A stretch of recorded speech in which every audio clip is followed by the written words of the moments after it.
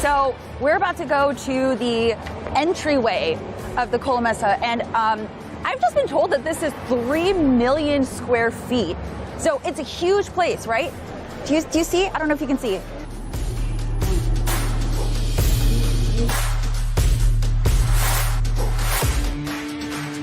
Okay, we made it outside. Obviously, there's a ton of people, so it's kind of hard navigating around. But you know what? I'm going to grab an IGN microphone and try to do it anyways and ask some people if they're excited and if it's their first Gamescom, like me. Is this your first Gamescom? Yes. Really? Really. Me too! Oh my God, how do you feel? Are you excited? Yes, I'm excited.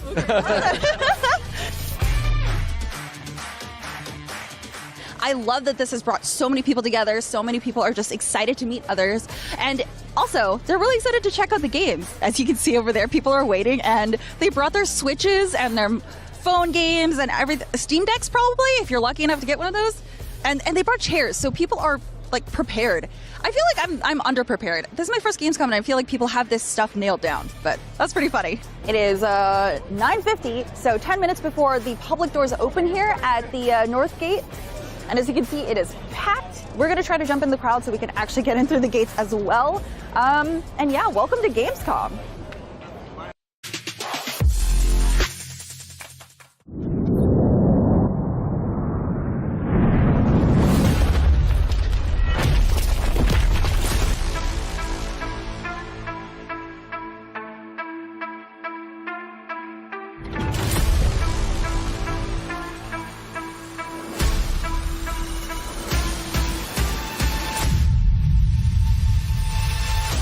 Gamescom 2022, the biggest video game convention on Earth, is back in full force, and IGN is giving you a front row seat to the heart of gaming live from Germany. Today, we'll be squaring off against Street Fighter 6, hitting some high notes with Metal Hellsinger, taking a deep dive into SpongeBob the Cosmic Shake, and shedding some light on what's next for Alone in the Dark. But there's tons more, and you won't want to miss a second of it. Day 2 of Gamescom Studio starts right now.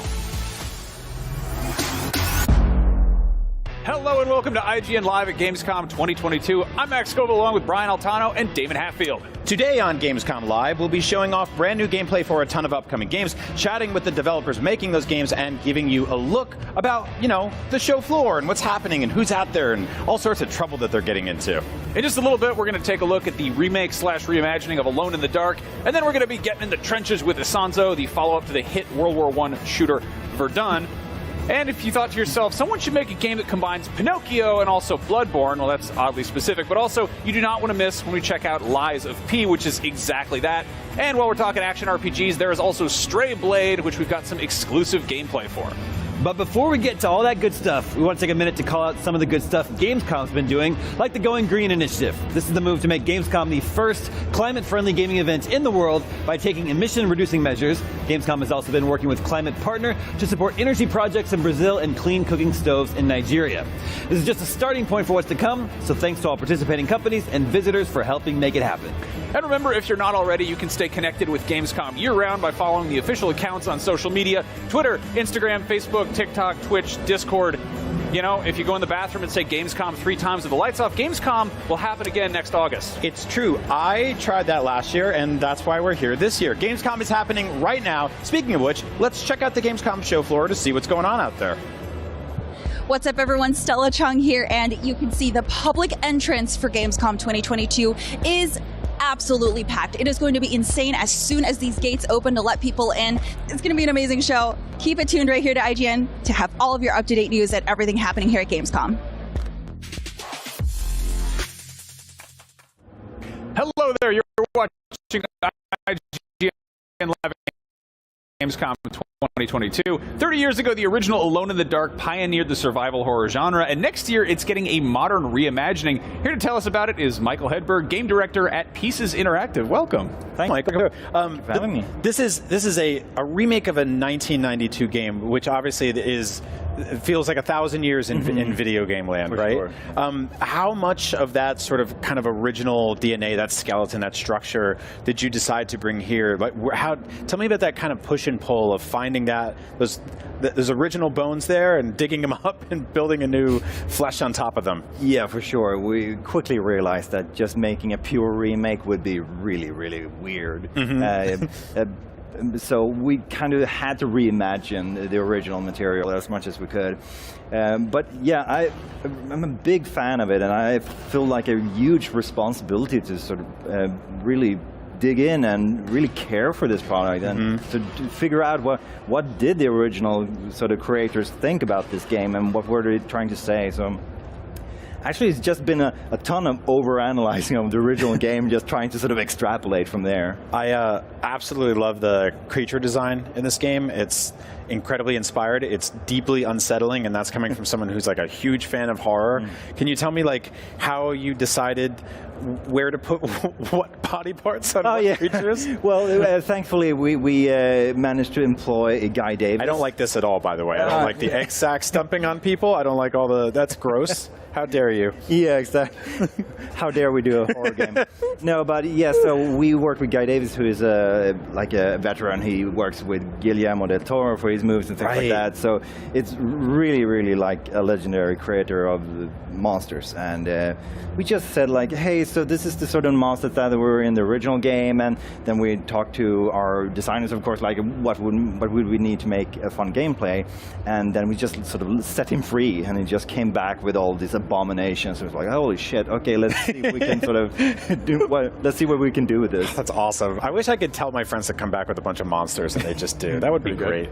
Now, Derceto Mansion, like how familiar is it going to feel for people who know the original like the back of their hand? Because that familiarity isn't really scary. Yes, so the pure architecture is different, I would say, but there's because we needed to be a little bit bigger and more to explore, and we also wanted to make it more sort of a little bit more believable maybe than the previous one.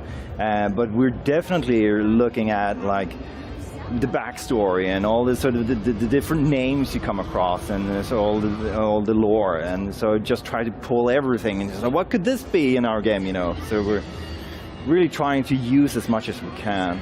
How did you know, like, it was, like, when did you know it was working? Because I know it's like, when you're making a video game, it's like, obviously the lighting is a big part of it, the sound is a big part of it, but it's also kind of like, you get to see the haunted house with the lights on, basically. Yeah. No, it is really weird, because I guess the funny answer would be I still haven't gotten there, but you know that's not fully true. You kind of got it like a year in or two, but it was still like you have to imagine that we have all of this stuff in play, and I think like people are still sort of working a little bit in the dark. Of course, yeah. But you know, it's there's a lot of things that will just come together at the very end, and we just have to trust that we're getting there. Yeah, I really just appreciate the sort of like atmosphere and mood that you're building here. It reminds me of some of my favorite third-person horror ever, and it's like, I don't know, I just get really excited seeing a character run around with a gun to shoot horrible monsters. When I sit down and play video games, this is the kind of stuff I want to do, because I'm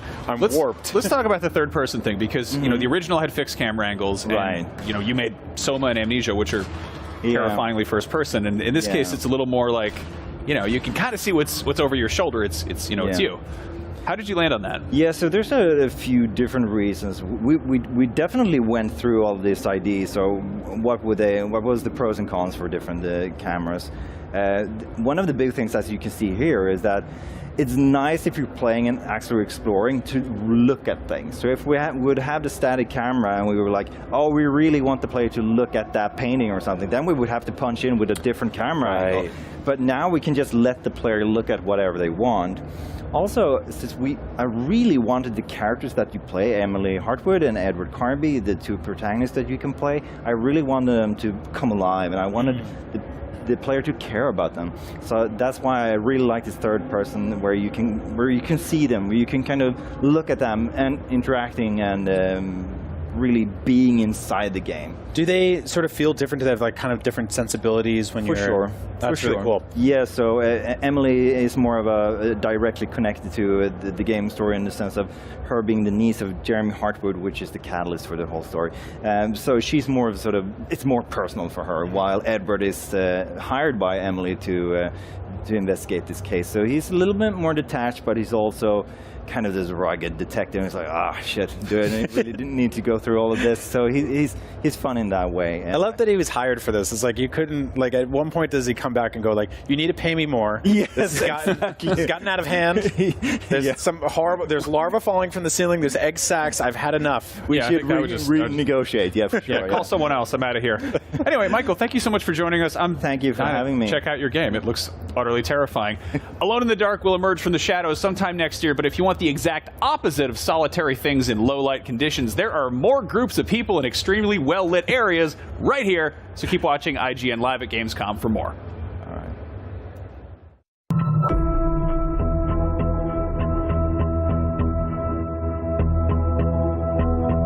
Hello everyone, I'm Dale Driver for IGN. I'm here at Gamescom 2022. I've just seen Alone in the Dark, so here's 5 things you might want to know.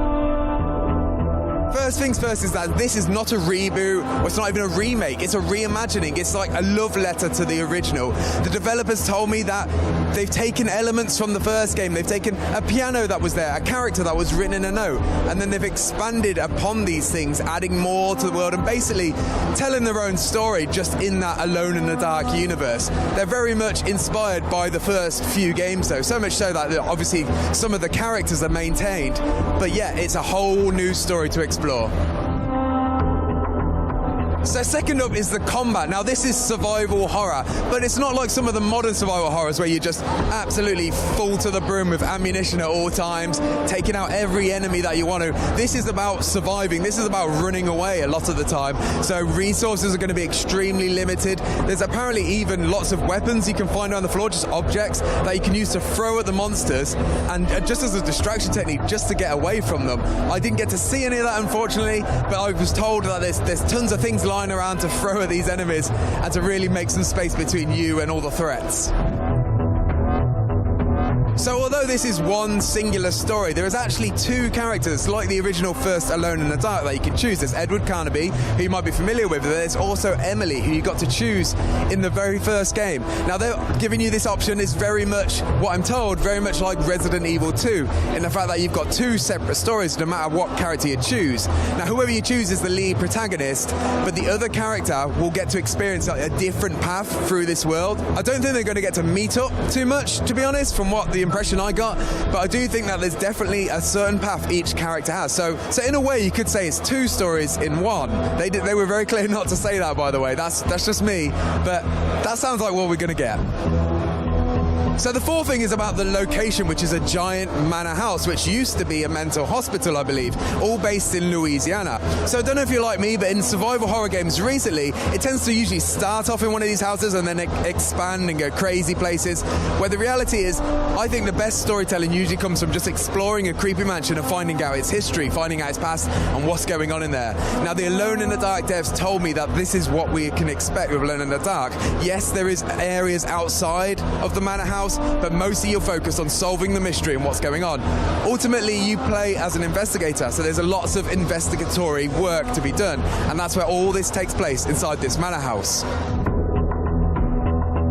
Now the last thing is a playable teaser. Now to be clear, the developers very specifically told me that they have no plans right now to release it to the wild, although they did very much hint that they might. But it is available to play at Gamescom, so if you're at Gamescom, make sure to check it out. Go to the Alone in the Dark booth. It's called Grace in the Dark, where you usually play as a young girl called Grace, and it's more of a tone piece. It's more about exploring the world and the sense of the environment and what to expect in the final game. Like I said, not available online, but they've made it. I'm pretty sure it's going to come at some point. So that was 5 things about Alone in the Dark, and if you're like me and you're a fan of survival horror, I think you might want to keep an eye on this one. For everything else at Gamescom 2022, make sure to stick with IGN. The house in New Orleans, they call the rising sun. Gamescom 2022 is presented by Samsung SSD, essential for gaming.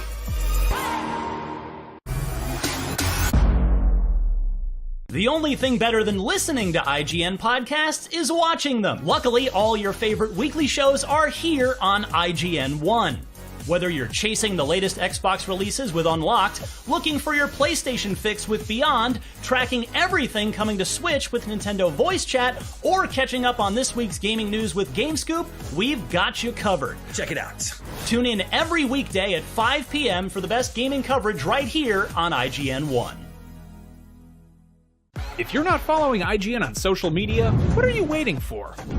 We're constantly updating our feeds to bring you the latest news, gameplay, custom original content, memes, the best user-generated videos and art, and a whole lot more. Be part of the conversation throughout the year. Follow IGN on Instagram, Twitter, Facebook, TikTok, and Snapchat. Everybody loves watching a speedrun of their favorite game, but what if you got a chance to peek into the mind of the developers behind those games as they watch their hard work get completely destroyed right in front of them? What is happening right now? That's exactly what happens on every episode of Devs React to Speedruns. We invite you to ride along with the developers as they watch, react, and enjoy some of the craziest gameplay by the most skilled speedrunners on the planet. Tune in every Saturday for a brand new episode.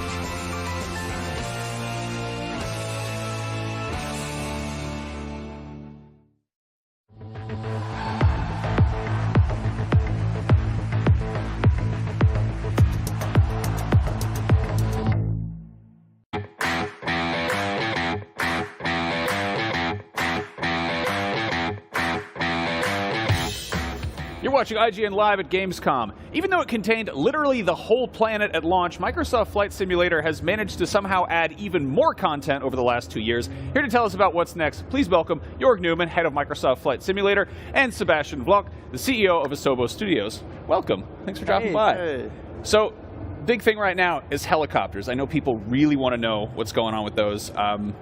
It's pretty self-explanatory what a helicopter is, but sort of how it gets implemented in Flight Sim is, we're curious. Big question, can you land them on top of structures? Definitely. You can land anywhere. But Seb coded it all, so he should speak to the specifics. Yeah, so we have done a big update to the whole physics and simulation engine, especially for helicopters. The flight model is very different from a helicopter and a real aircraft. And yeah, you can land everywhere on buildings, any field, mountain, yeah. Awesome. How would you say that sort of changes the feel of the overall experience compared to being in a... I think it's a different way of seeing the world. I really rediscovered the entire planet with the helicopters.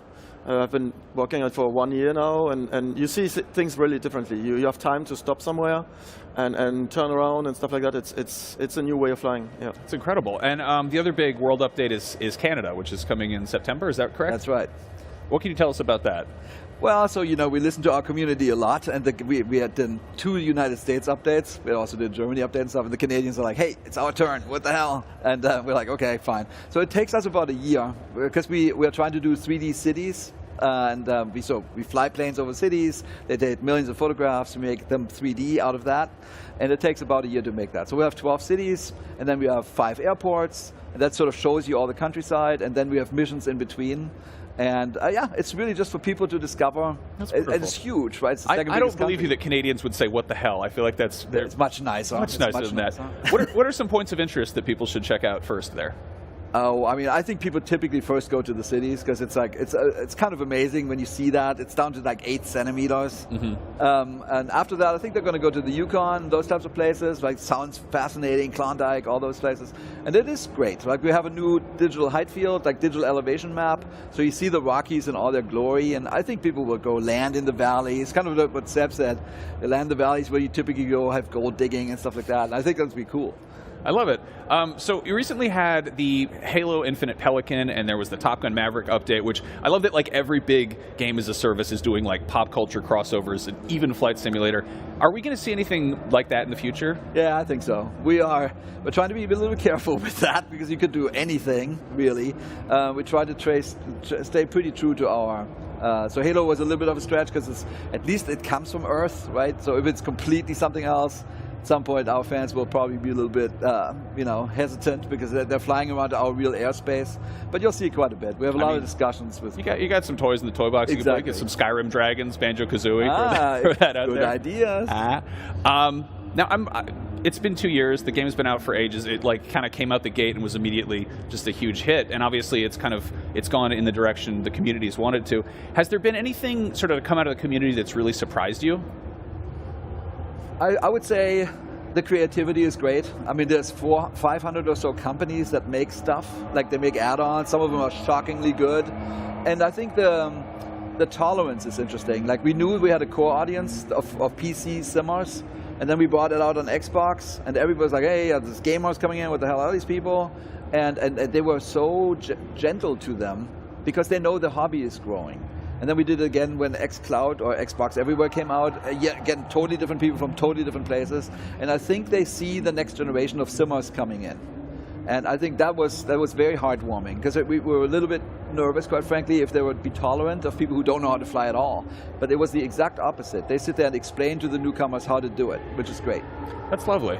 I mean, that is fascinating because there is, you see this with really any gaming that has like the core community, and casual people like I don't know how to fly a plane, but I tried and I've had fun doing it. And I think that's really, great to be able to hook people like that. And like clearly you're being able to serve that hardcore community and it's, opening up to other people.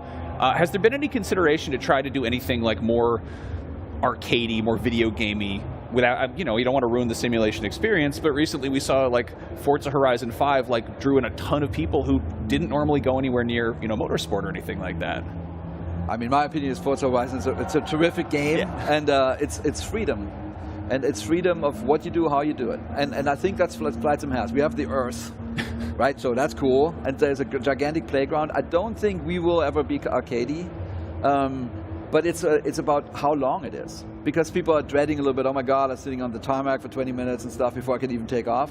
But then we did Maverick, and you have a race over like super low to the ground, 3 minutes, you're done. And you get a score, and people are like, oh, awesome, great. And that becomes more gamey, but it's not arcadey at all. Actually, the plane is physically totally correct. Yeah. No, I mean that's exactly it. That is the sort of the way to get people on board. It's the highway to the danger zone. It's just the need for speed. 2 years in, what's the timeline here? You've spoken about it being like a 10 years of support. Yeah, it's so funny because now people say, hey, you're 2 years in, are you done in 8 years? I'm like, no. What we wanted to say was we're in for the long run, and we are just at the beginning. Like helicopters and gliders, the things that are coming out in November, that was sort of at the top of what people wanted. There's an airliner that people wanted. There's an infinite amount of more things that people want. So we'll be really busy. Wonderful. I'm glad to hear it. Thank you so much. Microsoft Flight Simulator is out now on Xbox and PC, and it's really, really cool. So if you haven't checked it out yet, please do that. And in the meantime, keep watching IGN Live at Gamescom for more.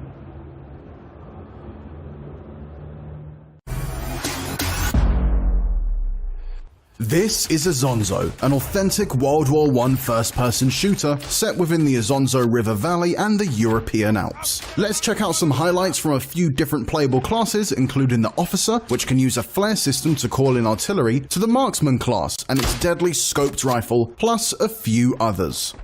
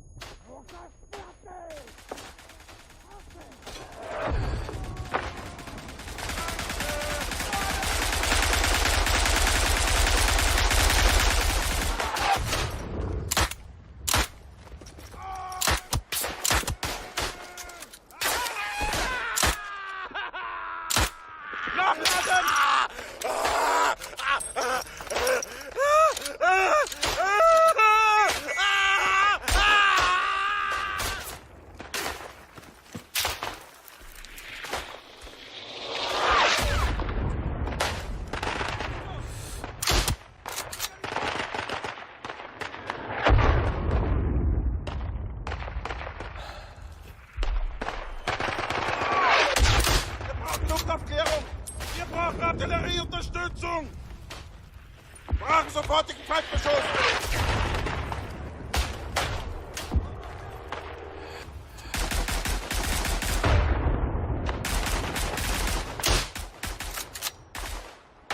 Luftaufklärung angefordert, Männer!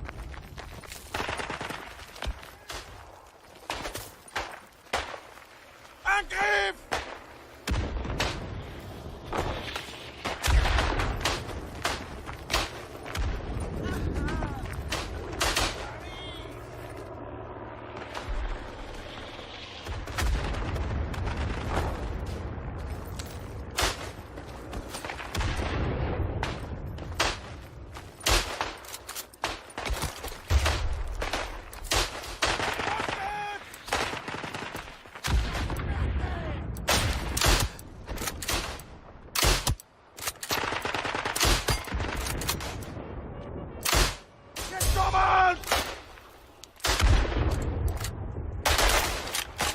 Wir brauchen Artillerieunterstützung!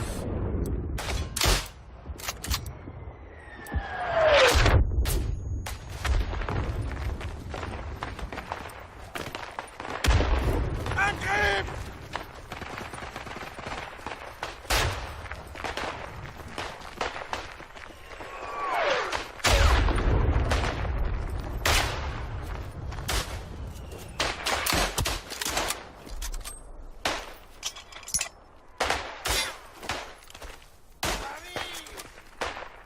Luftaufklärung ist unterwegs! Wir brauchen Luftaufklärung! Artillerieunterstützung!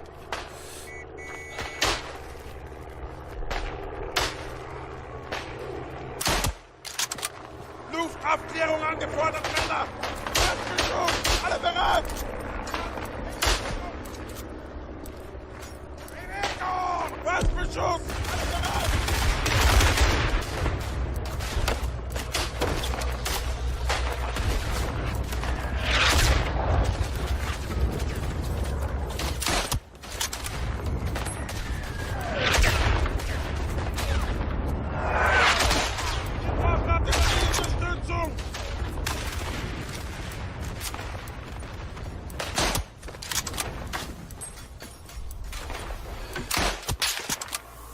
Pass auf, wir setzen Gas ein!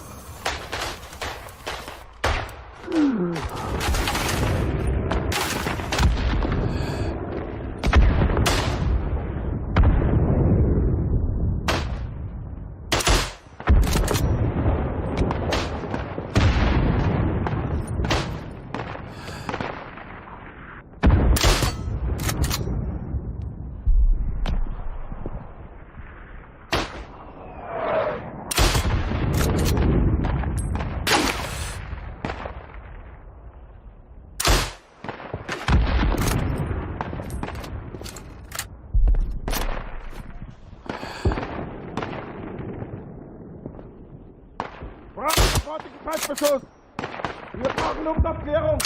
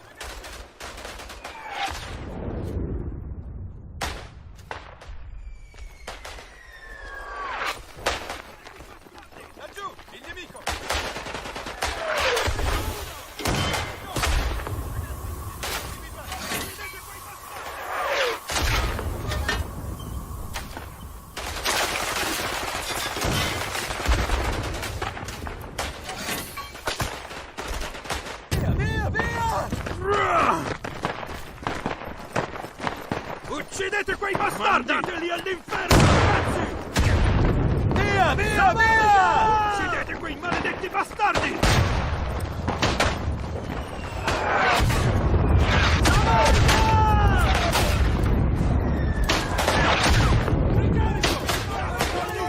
Ragazzi! Via Parlero!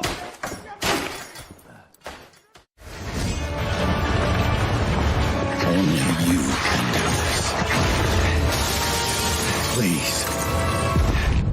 What's up, everyone? Mitchell Saltzman right outside the Xbox booth at Gamescom 2022. I just got finished playing about 15 minutes of Lies of P, and I want to walk you through 5 things that I think you should probably know about this game.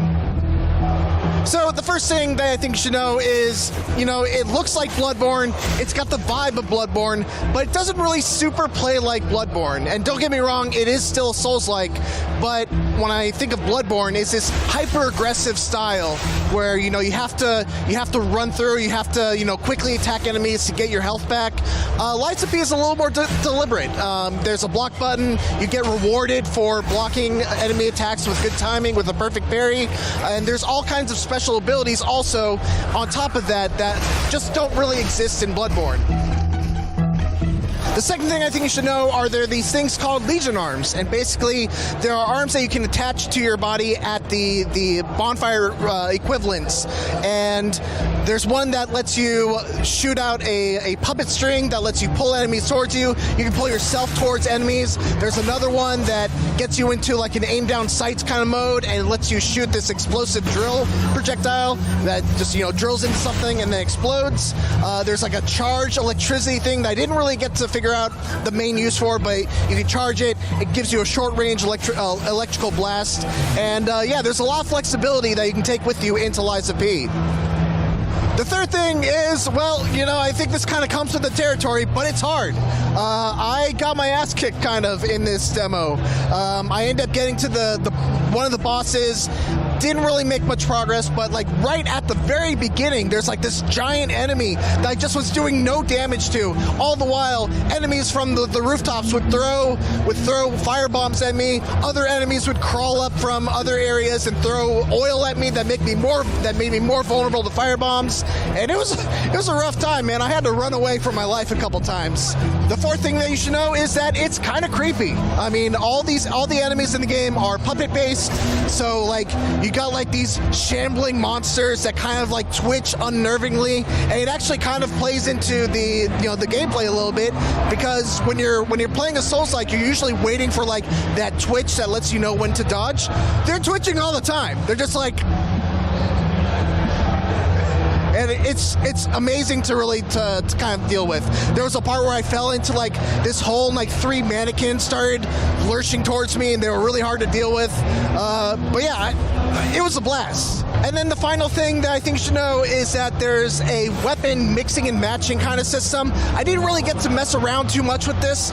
Basically, every weapon has a head and a handle, and you can kind of mix and match them, and there's a special power associated with each part. So you have a special power associated with the handle, and you have a special power associated with the head. And I imagine that if you get different handles, you can mix and match them and use those special abilities using different weapons.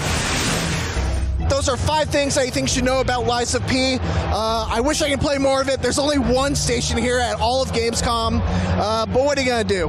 For more Gamescom 2022, you're already in the right place. IGN.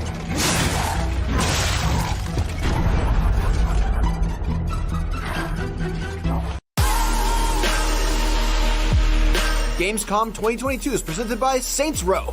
Be your own boss and take control of Santo Alesso. I'm Akeem Lawanson, and this is What to Watch on IGN1. It's a weekly show where we check out the latest and greatest in trailers, reviews, and everything else in the world of entertainment. Tune in to new episodes every Friday at 9 p.m. on IGN1. IGN is your go-to for the latest and best in games, movies, and television. And with over 50 million IGN subscribers, you're in good company. Oh, we're shooting turkeys! Thanks to your help, we've raised over $100,000 for charity. Brought you and creators the world over together for events like Gamescom and DC Fandom. Brenton Thwaites. I play Dick Grayson. And made your voices heard. You voted almost 30 million times in our best video game of all time and Super Movie Madness tournaments, and posted over 40 million times on IGN's message boards. The chat must flow. Catch our unending stream of up-to-date news and so much more over at IGN.com or subscribe to IGN on YouTube. And check out IGN Games and IGN Movies and TV for deep dives into your preferred pop culture. Plus, IGN guides to get help on veritably any game from our team of experts. No matter where you are, IGN.com, YouTube, Twitter, Facebook, or Instagram, IGN has you covered. Hey you! Yes, you! Do you have fun? Fear of missing Gamescom? Relax. Gamescom is everywhere you want.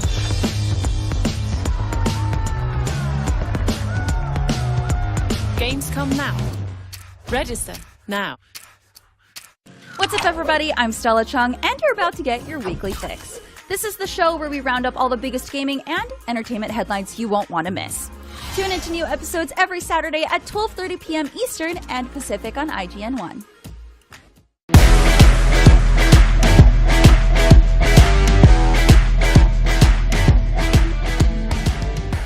The First Descendant is Nexon's new co-op action RPG shooter made in Unreal Engine 5 that transports players to a sci-fi world where they will unravel the secret behind the Descendant's power across various missions and raids in single-player and multiplayer. Let's take a look at what's in store for players during the First Descendant Steam Beta coming this October.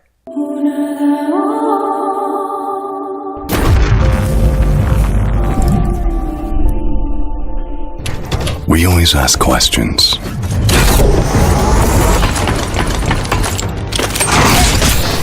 What is it that actually exists? Where does the origin come from?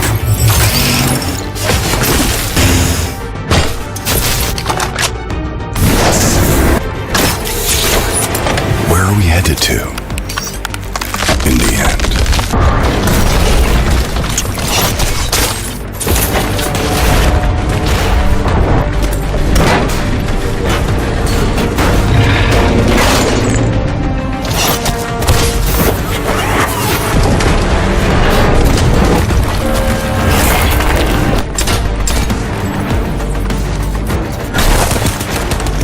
Feel confused.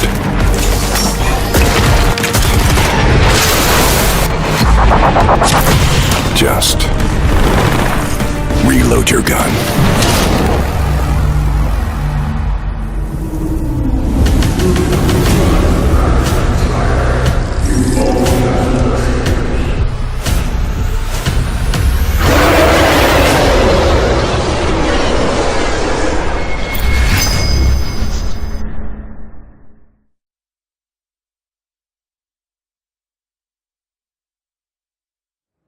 You're watching IGN Live at Gamescom. I'm Damon, that's Brian, this is Danny from IGN Israel, that's Daniel from IGN Japan, and that is Gamescom right behind us.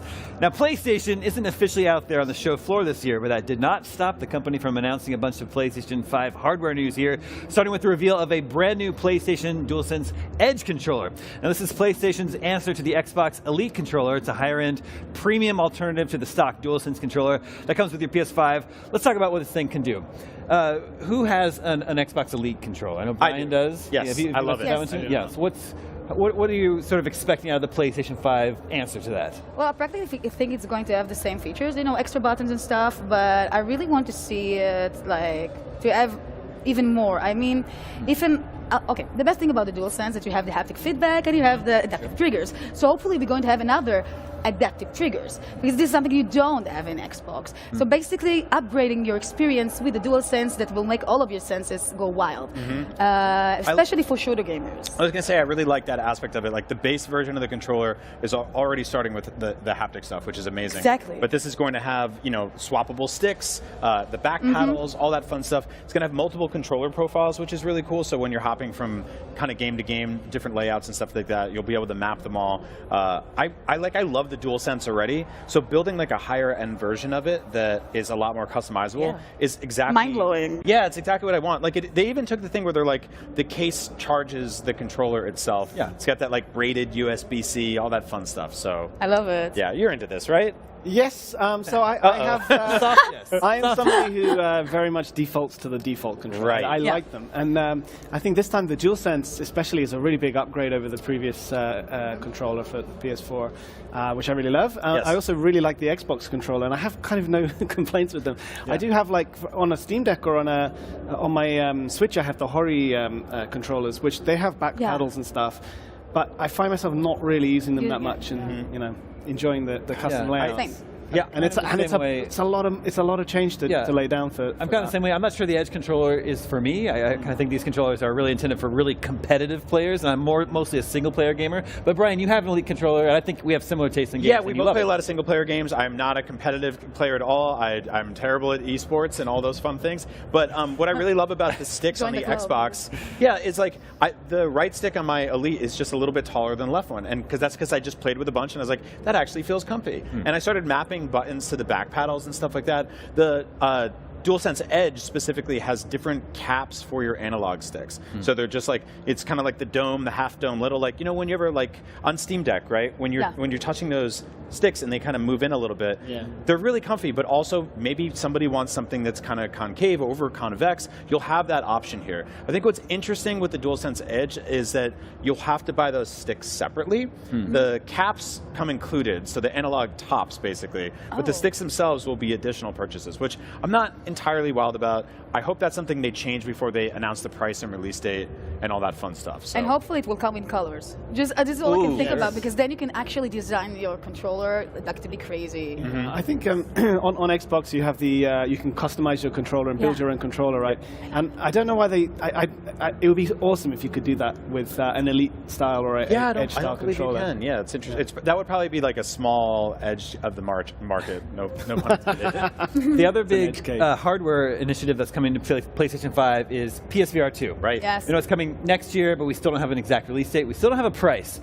Lots of question marks on this one. The original PSVR has its fans and its supporters, but I think the attach rate for the PS4 was only about 5%. Right. Yeah. And now, several years later, the MetaQuest 2 has been a huge success, but of course it's, you know, it's probably cheaper than what we're expecting PSVR 2 is going to cost, and it doesn't require any PC. It's wireless, you know. Yeah. So it's just like, what is Sony expecting? I wonder for PSVR 2. I think they're coming at this one at a significant advantage than they had the last time around, and they had a good advantage last time, which was they were one of the only consumer-ready VR market, you know, or headsets in the market. There wasn't really an Oculus to compete with at the time, but also they launched it with Move controllers, which were already like a decade old at the time. This one is going up against higher-end PC stuff. It's only got one cable.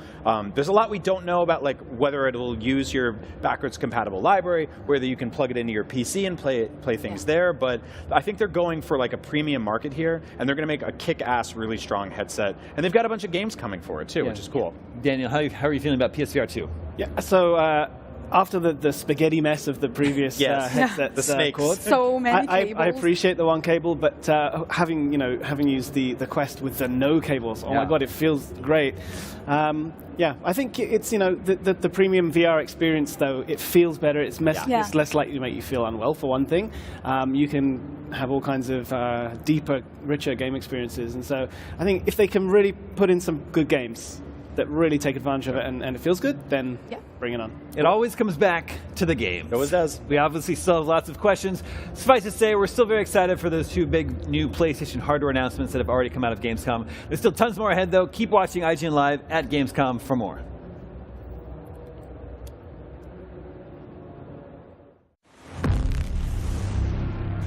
I'm Stella Chung, and I am here at Gamescom 2022, and you can see the crowd is so excited. They're piling in. The doors are open now. It is officially go time. I am so excited. All right, we made it. You're inside. Shade. Okay. Now to figure out which entrance to go through. I think we have to go through here. Okay, we made it through the outside entrance, which is great, because now we're inside an AC-ish. But now there is another entrance where I think you actually have to scan your tickets. So a little bit more of a line, but I mean, we're almost there. Like, I can see it. Oh, see, look!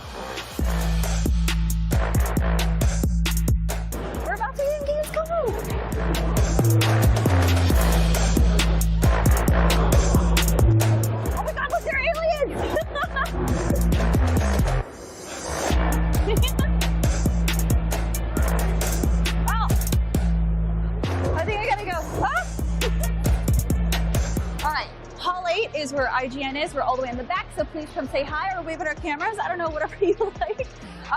Yeah, we're inside. So obviously I explored all of Hall 8. I don't know where to go now. Oh, right, we need to go to Hall 9, shoot some things there. Yes. Then afterwards, I think I'm gonna look at the cafeteria and get some food because I'm really hungry. It's so cool to see people dressing in really cool outfits here. I hope it stays this easy to move through, but I don't think so because we still saw so many people waiting outside. Ooh, it's the Skull and Bones booth. Oh my God, look at this. Woo! Even all the way in Germany, you gotta have your fries.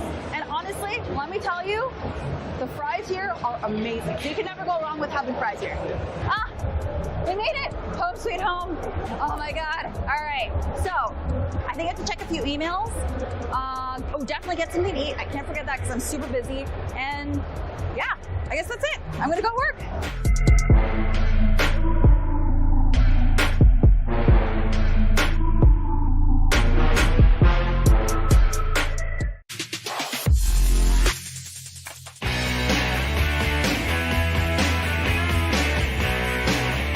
What's up, everyone? I'm Mitchell Saltzman here with Marcus from THQ Nordic, and we're going to be talking about AEW Fight Forever.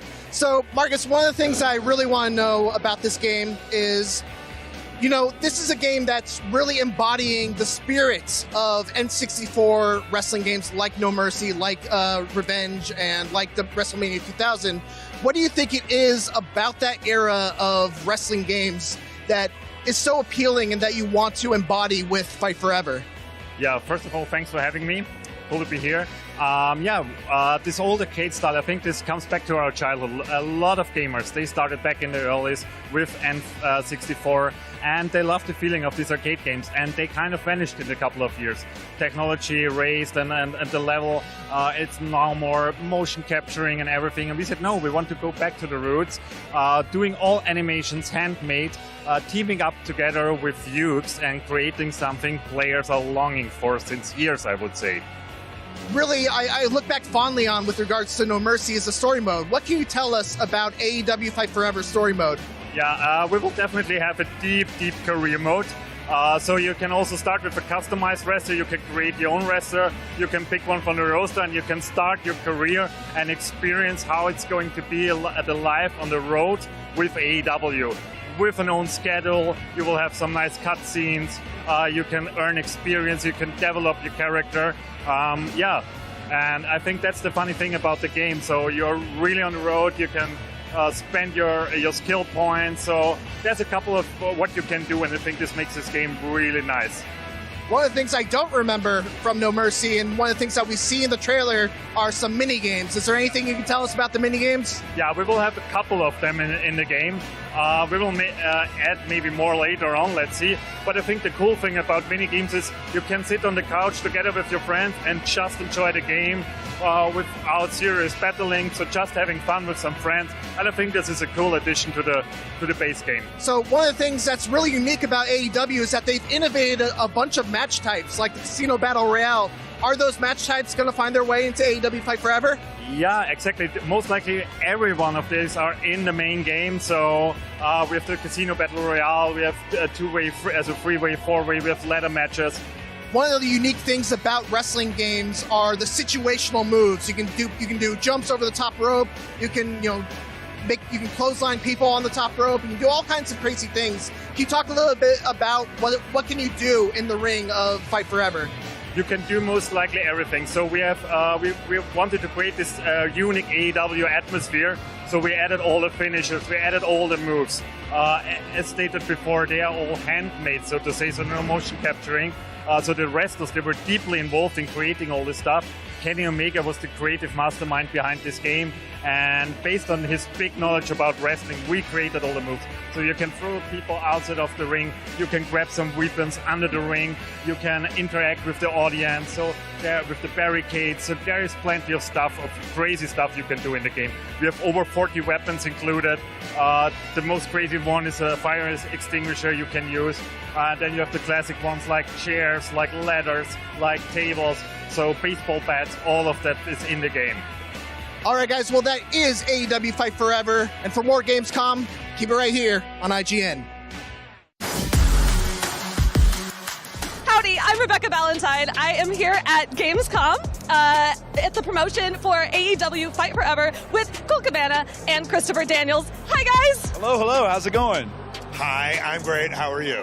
I am. Wait, you didn't even ask me. You just said hi. Hi. Hi. She did want to know how you were, though. I did. I wanted to know so bad. How you doing, Colt? You I'm all great. right? Thanks, Chris.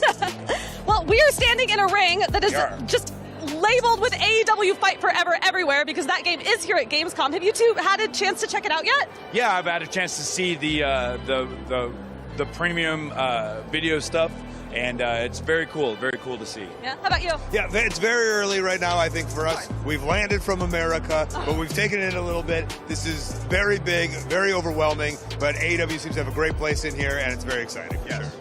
So have you two decided who you are going to main in Fight Forever yet?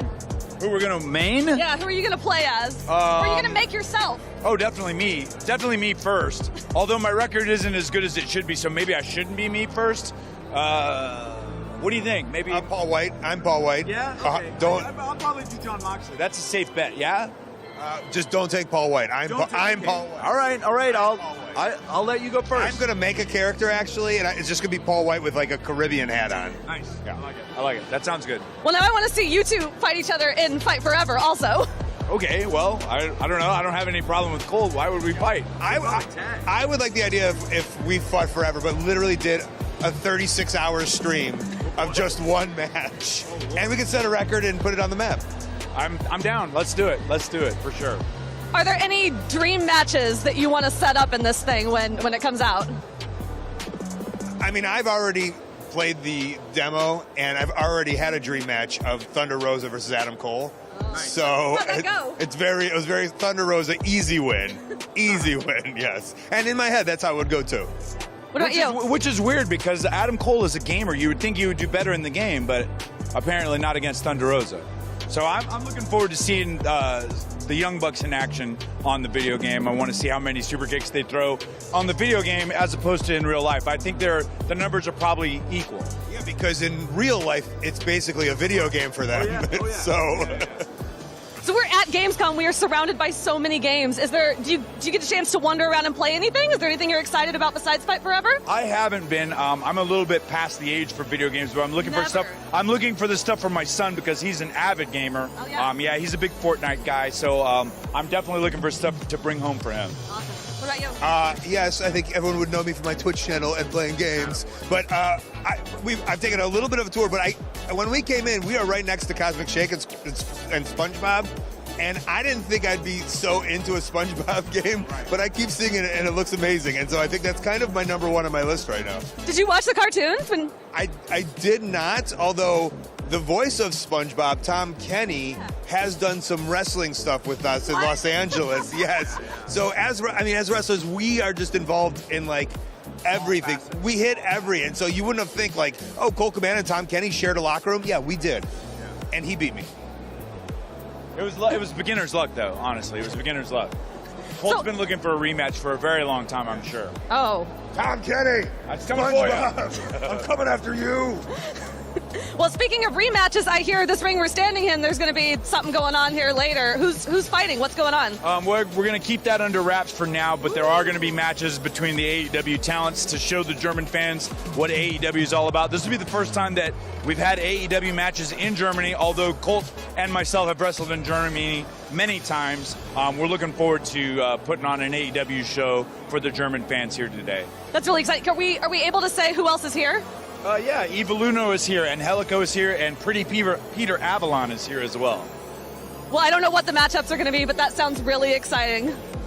And don't forget referee Rick Knox. Referee Rick Knox. Of course! Beloved referee Rick Knox. Well, thank you both so much for your time. I appreciate it. Thank you so much for your enthusiasm. If you can give that to all the other hosts, we'll have a very exciting time. Don't worry, it's infectious. Yes.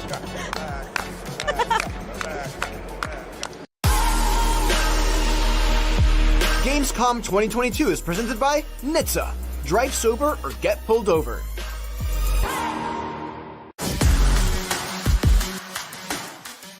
Tune into IGN 1 for the latest news on your favorite releases, gameplay exclusives, and all the entertainment you can handle. And maybe even some you can't. Cinefix on IGN 1, your friendly Friday night home for film fanaticism.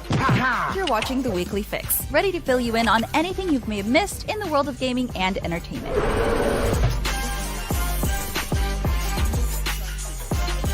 Find it all in one place on IGN 1. They turned into a network. Who knew?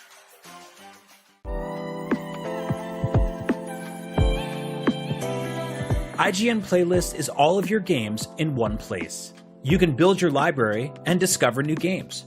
Create and follow playlists from friends. Access guides for what you're playing. And rate and rank the games you love to share with the world. Available free with your IGN account. It's for players, no matter where you play. You're a busy gamer with plenty to play. Not a lot of downtime, but you still want to keep up with the latest gaming news? Fret not. No matter where you like to play, PC, PlayStation, Nintendo, Xbox, I've got the headlines you need to know about. When Half-Life 3 is announced, it'll be on the Daily Fix. When the Switch Pro is announced, you'll be the first to know. And when that big game you just can't wait for is delayed, yeah, I'll have that news too. The Daily Fix, with me, Nars, weekdays only on IGN. If you're not following IGN on social media, what are you waiting for? We're constantly updating our feeds to bring you the latest news, gameplay, custom original content, memes, the best user-generated videos and art, and a whole lot more. Be part of the conversation throughout the year. Follow IGN on Instagram, Twitter, Facebook, TikTok, and Snapchat.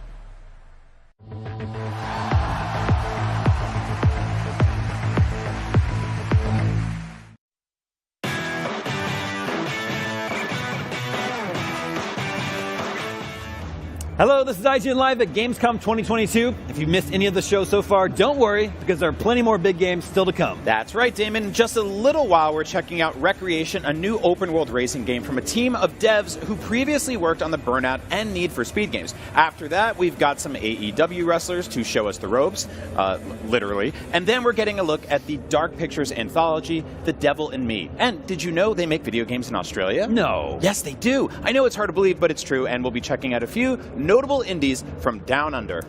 In the meantime, if you need something to make your Gamescom experience even better, check out Gamescom Epics, a community treasure hunt happening on Gamescom's official site throughout the show. Complete quests and help Epi in his fight against the evil bugs to win attractive prizes, collect experience points, level up, and win rewards. Now, if you're sitting at home and you're wondering how to keep track of the literal millions of games you're most excited about, or you feel like making a list of your favorite games that you already got to see, check out IGN Playlist, a brand new tool from IGN that lets you build and view curated lists of the games you love. Head on over to playlist.ign.com and get started. All right, coming up in just a minute, we're crashing cars at high speeds in the arcade racing game Recreation. But first, let's check in with the folks out on the Gamescom show floor to hear about what's coming to Microsoft Flight Simulator.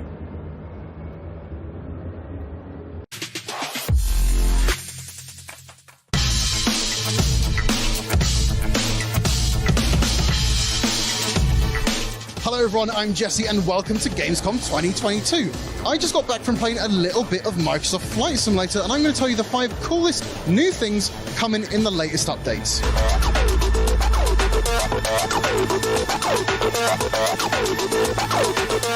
So first up, we have the famous Wright Flyer plane coming to Microsoft Flight Simulator. We haven't seen this since 2004 Flight Simulator, and this plane, it's quite the iconic bit of innovation, a bit of aviation history coming to Microsoft Flight Simulator. It first flew in 1903. That is 118 years ago, so it's quite the old plane. Now, you're not going to be doing any tricks, you're not going to be doing any barrel rolls with it, but what it does allow you to do is sort of appreciate a little bit of aviation innovation history coming into that era. It's a fantastic bit of machinery. We next have the Spirit of St. Louis, and that is another iconic classic plane coming to Microsoft Flight Simulator. Now, if you're looking to challenge yourself to do the flight of the century, I implore you to take a flight from New York straight to Paris, because in 1927, that's exactly what Charles Lindbergh did with this very plane coming in this November update. So, if you're feeling like you want to do a transatlantic flight, and it's a little bit of a challenge, make sure to take this plane. The next new addition to Microsoft Flight Simulator are gliders. Now, this is a super exciting new addition because when it comes to gliders, you're not dealing with any jet engines or propellers. It is just you and favorable weather. Hopefully. So soon you'll be able to soar all across your favorite spots in a somewhat relaxing manner. And there's two different ways you can actually get into the air when it comes to the gliders. You have the winch system and a tow plane as well. So new mechanics coming to Microsoft Flight Simulator. And I actually heard from a developer that they contacted every flight agency when it comes to gliders in the entire world to see what airports are actually gliders safe. So that's a ton of work for something that we're all just going to be able to play and enjoy and hopefully appreciate as well.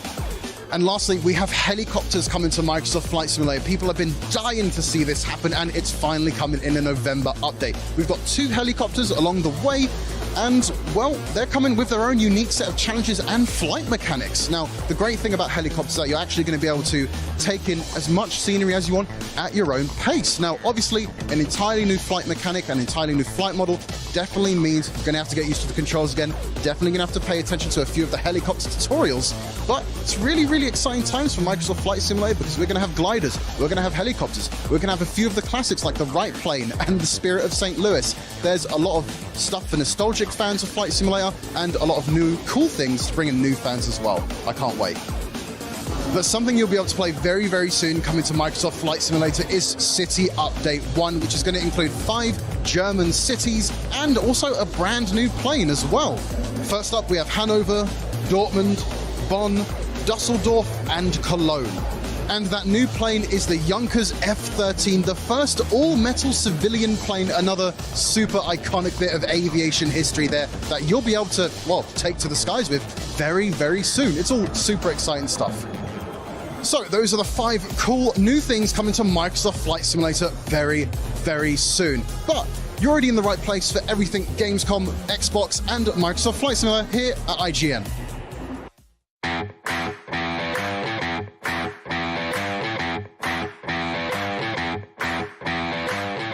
Some racing video games are about creating the most realistic simulation possible, and others are more about using your rocket boosters to launch your vehicles off of ramps at speeds that would make the car and everyone in the car explode, and Recreation is definitely more of the latter. We can't wait for it. Here to tell us more is creative director Alex Ward from Three Fields Entertainment. Thanks for joining us.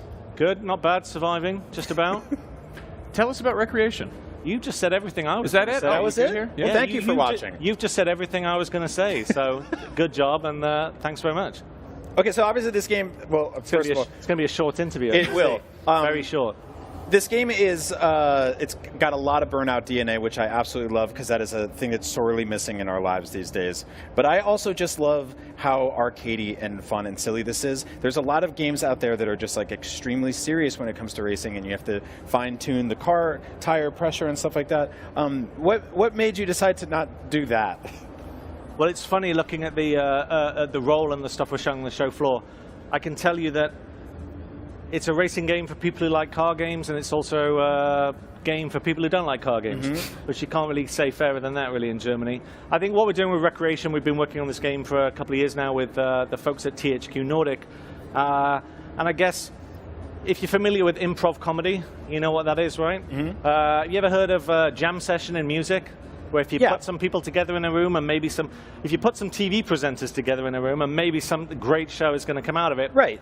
That's a jam session, and also pick-up basketball, right? You know what that is? Yes. So the combination of those 3 things is about people getting together. And when we started on Recreation, the pandemic was just starting, right? So we went from working in the studio, 7 people, to all working at home. So the game world, which we call the mix world, that became our office, our meeting place.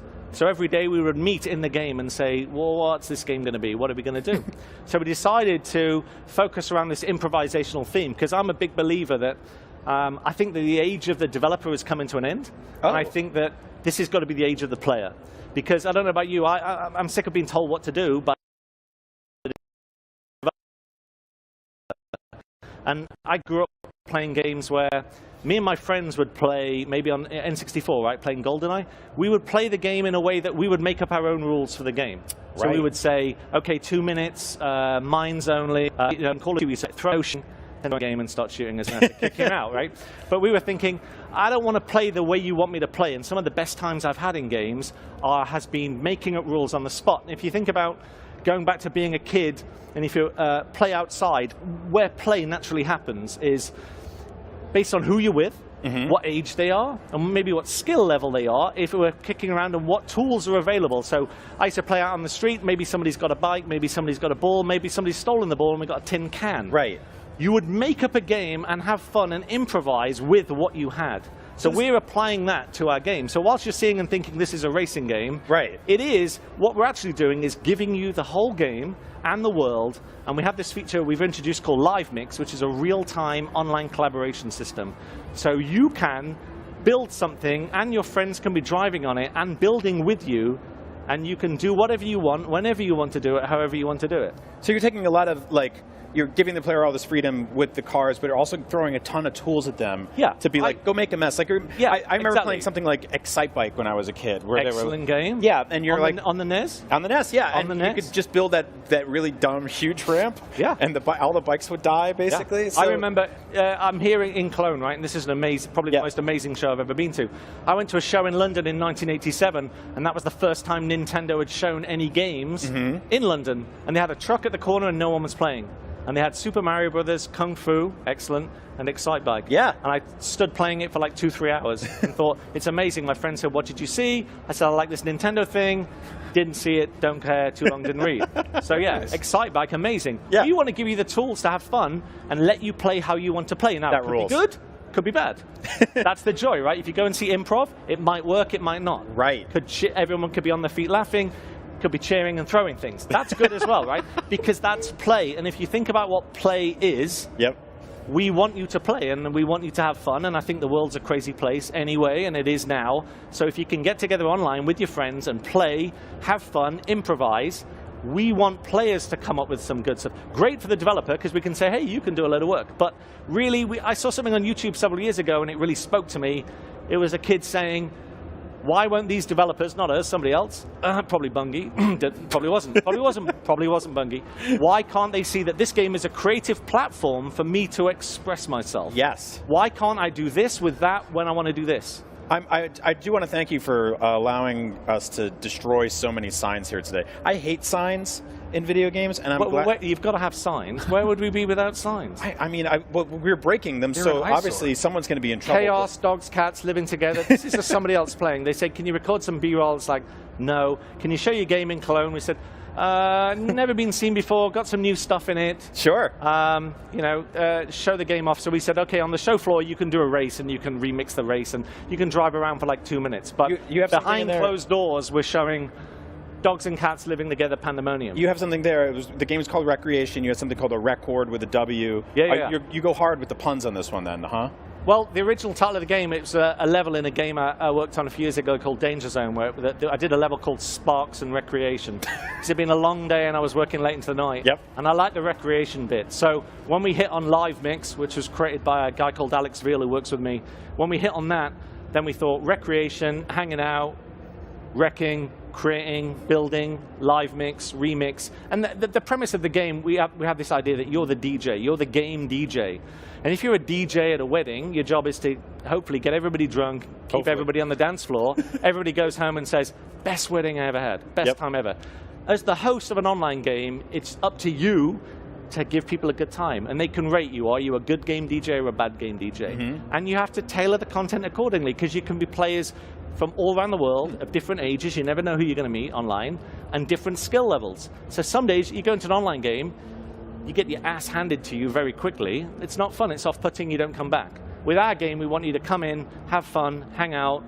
Some people want to race. Some people want to hang out. Some people want to drink. Some people want to smash the signs. Some people want to smash signs. Awesome. Yeah. Well, it looks great. Everything you said is just music to my ears, and I'm dying to see what the community does when they get their hands on it. Recreation is out later this year. Keep watching IGN Live at Gamescom for more. Right now, let's see what's happening out on the convention floor.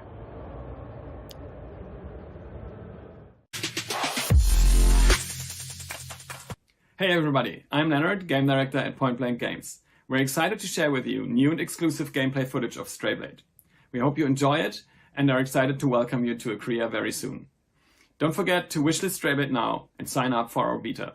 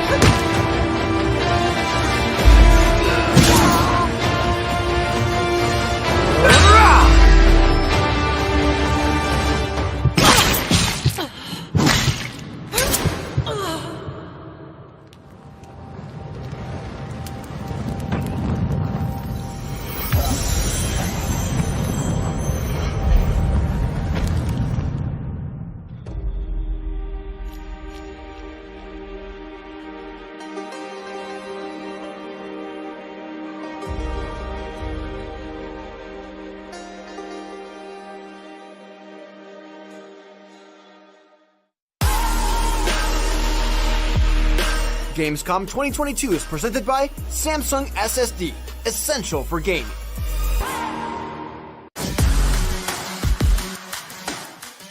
Hey you!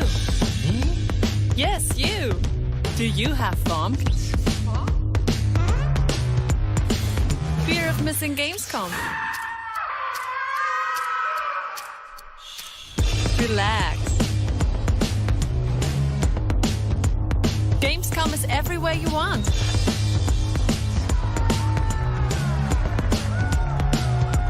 Gamescom now. Register now.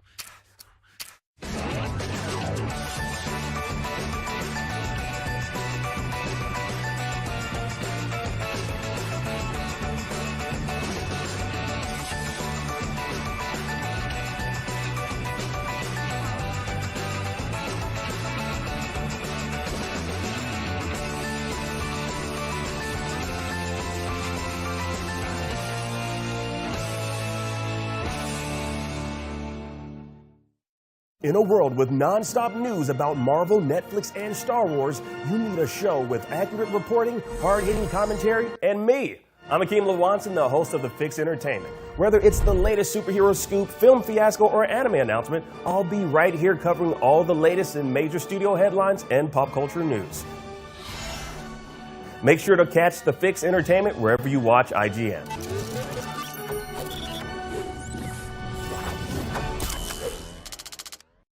Tune into IGN 1 for the latest news on your favorite releases, gameplay exclusives, and all the entertainment you can handle. And maybe even some you can't. Cinefix on IGN 1, your friendly Friday night home for film fanaticism. You're watching The Weekly Fix, ready to fill you in on anything you may have missed in the world of gaming and entertainment.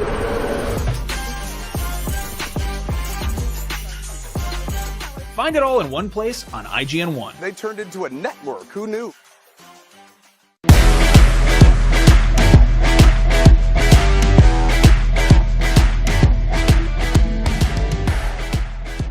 Kodashop platform is the preferred online destination to find and purchase digital experiences and for users to engage with each other. Millions of gamers count on Kodashop every month for a seamless purchase experience when buying game credits or vouchers. No registration or login is required, and purchases are added to the user's game account instantly. Let's take a look.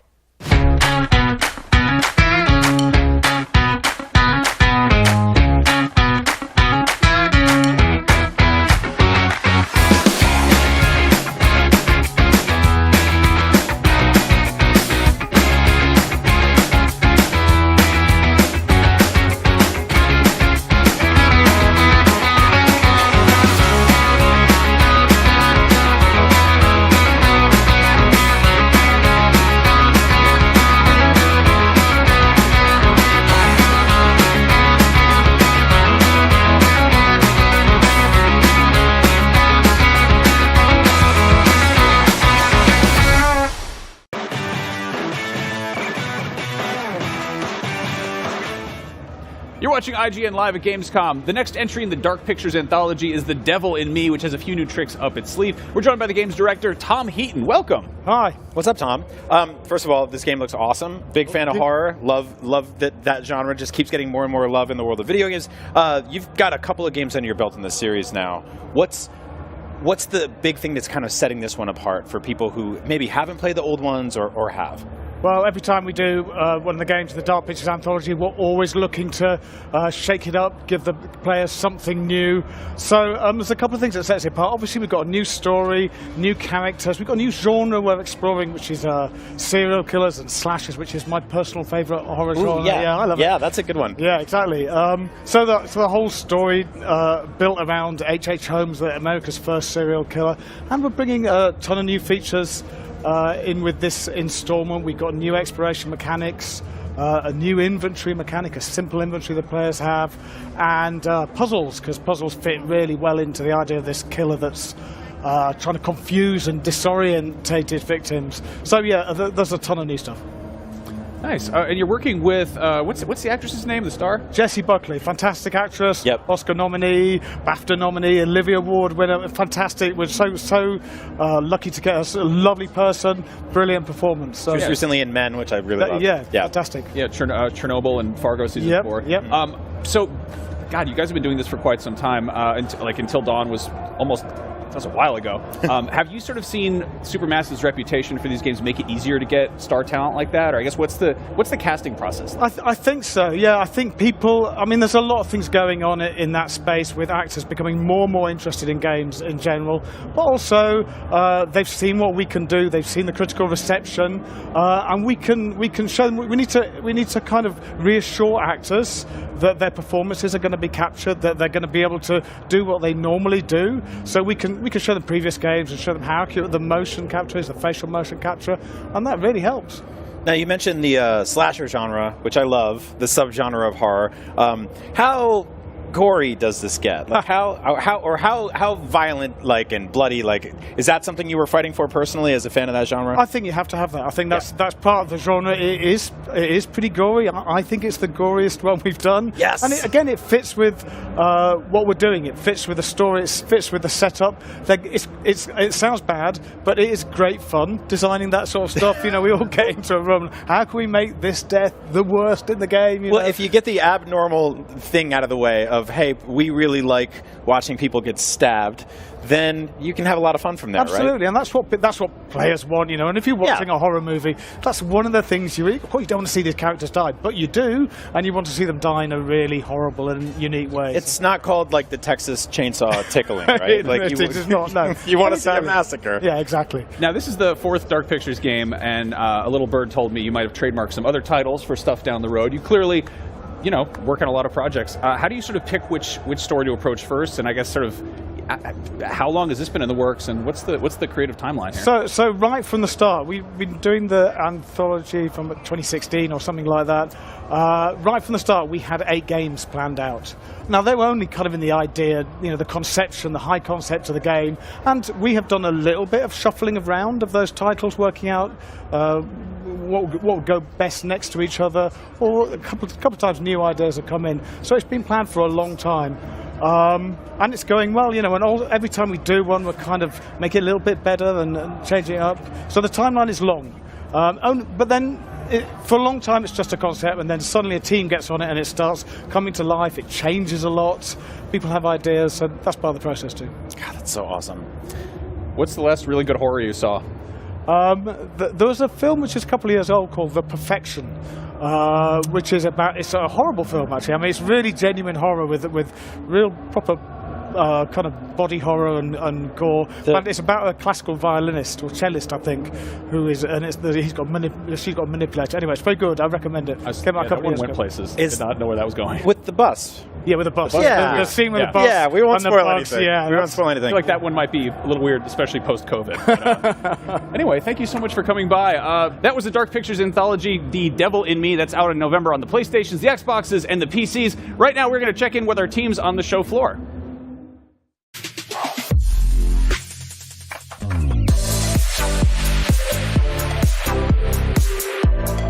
Hey everyone, welcome back to IGN's coverage of Gamescom 2022 here on the show floor in Cologne, Germany. My name is Ronnie Barrier, and with me I have Matt Purslow. Hello. Now Matt, you just got to see some new footage of Minecraft Legends, which you told me is kind of like an open world crafting game? How would you describe it? Well, it's unusual because it's an open world crafting game pretty much like what Minecraft was. It's literally built in the Minecraft engine, so it's got all of that going on. But it's actually a real-time strategy game, which makes you kind of think, well, what is it? Is it like Command & Conquer? Is it like Age of Empires, I guess, consider it's Xbox? But no, because it's got no mission. So the whole idea is that you get dropped at the start of the campaign into a procedurally generated open world like you would do in Minecraft.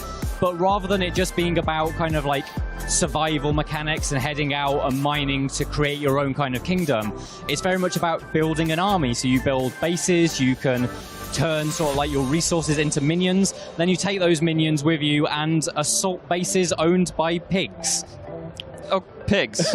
yeah, I was totally with you until the last word, pigs. Can you tell me about the pigs? So there is a pigling invasion, okay, and that's the storyline. So there's a very light touch, it seems, to the story. It's very much self-directed. It's you choose where in the world you want to go. You choose which kind of like fortresses you want to assault and stuff like that.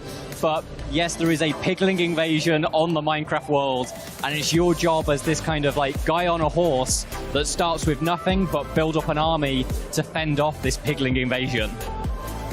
Okay, so you've talked about some of the old Minecraft mechanics being in there. How have they turned those classic Minecraft mechanics into an open world strategy game?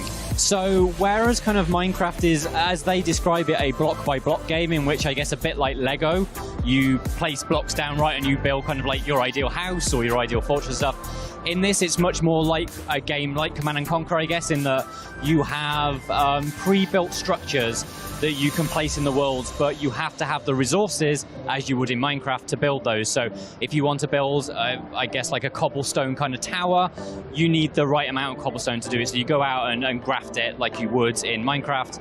And then from there, it's like you would build a barracks, which is how that you get your minions that follow you around in battle.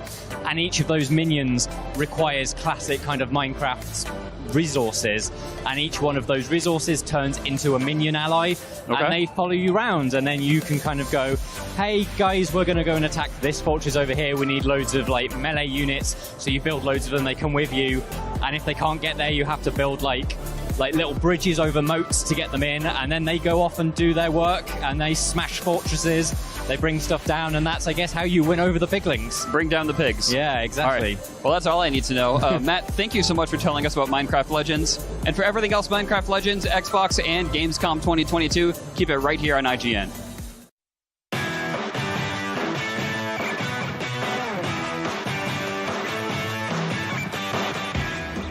You're watching IGN Live at Gamescom. Up next, we have an exclusive gameplay reveal for a massive open-world off-road racing game called Dakar Desert Rally. That name works on two levels. In addition to being based on the real-world race held in the Dakar Desert, you can also make Dakar drive really fast all over the place. Vroom, vroom! Let's see those cars.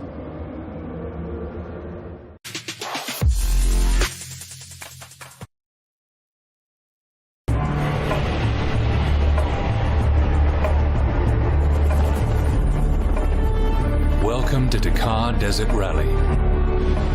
Strap in and buckle up for a rally race like no other.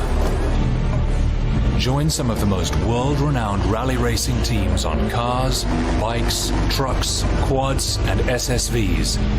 Or create your own team and dare to drive your way to the top in the biggest open-world off-road racing game ever made. The real-life Dakar Rally is a massive annual off-road endurance racing event organized by ASO.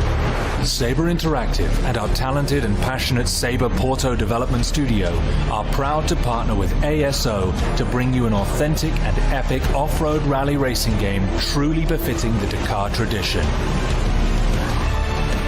A vast open world allows drivers, called pilots in the world of endurance rally racing, to steer off track and traverse different paths to victory in this sprawling desert oasis. Dakar Desert Rally will be the biggest open world racing game ever made, with thousands of square kilometers of expansive and diverse terrain.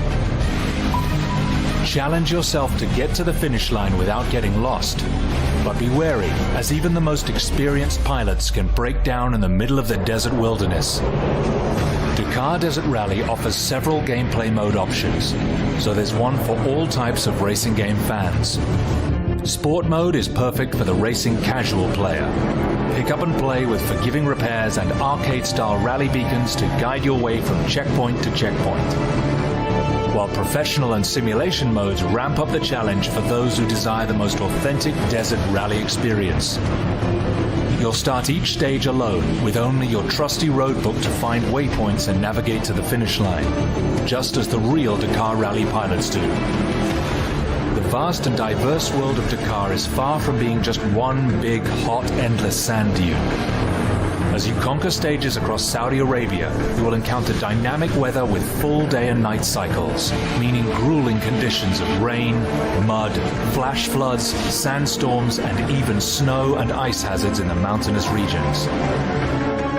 Compete in over 30 stages faithfully recreated from the most recent years of Dakar Rally events, earning career experience and working your way to become the best pilot in the world. Choose from amongst authentic licensed pro Dakar Rally teams and then use their vehicles and pilots to outdrive the rest. Or take matters into your own hands and start your own team. Use the garage to choose from various top manufacturers including Toyota, Ford, Honda, and Nissan. Then tune them to your liking and deck them out with your favorite sponsors such as Red Bull and many, many more. Customization doesn't start and end with your vehicles and pilots. Build your own Dakar Rally events and stages using the game's custom roadbook editor, where the entire massive world and climate of Dakar is at your disposal. When your masterpiece is ready, invite others and share it with the community right from within the game. When it all comes together, take your ride out into the wild. Test your skills in competitive multiplayer and climb your way up the leaderboards to become the ultimate Dakar Desert Rally champion. Get ready to rally, customize, compete, and create in the biggest open-world rally racing game in the world. We'll see you in the desert.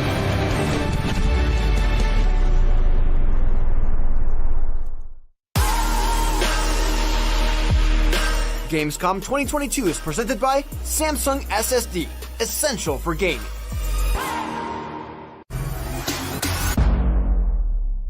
The only thing better than listening to IGN podcasts is watching them. Luckily, all your favorite weekly shows are here on IGN One. Whether you're chasing the latest Xbox releases with Unlocked, looking for your PlayStation fix with Beyond, tracking everything coming to Switch with Nintendo Voice Chat, or catching up on this week's gaming news with GameScoop, we've got you covered. Check it out. Tune in every weekday at 5 p.m. for the best gaming coverage right here on IGN One. If you're not following IGN on social media, what are you waiting for? We're constantly updating our feeds to bring you the latest news, gameplay,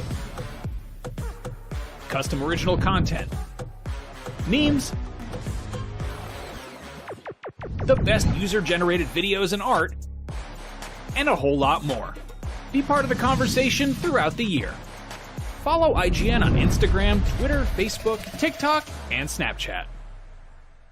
Everybody loves watching a speedrun of their favorite game, but what if you got a chance to peek into the mind of the developers behind those games as they watch their hard work get completely destroyed right in front of them? What is happening right now? That's exactly what happens on every episode of Devs React to Speedruns. We invite you to ride along with the developers as they watch, react, and enjoy some of the craziest gameplay by the most skilled speedrunners on the planet. Tune in every Saturday for a brand new episode.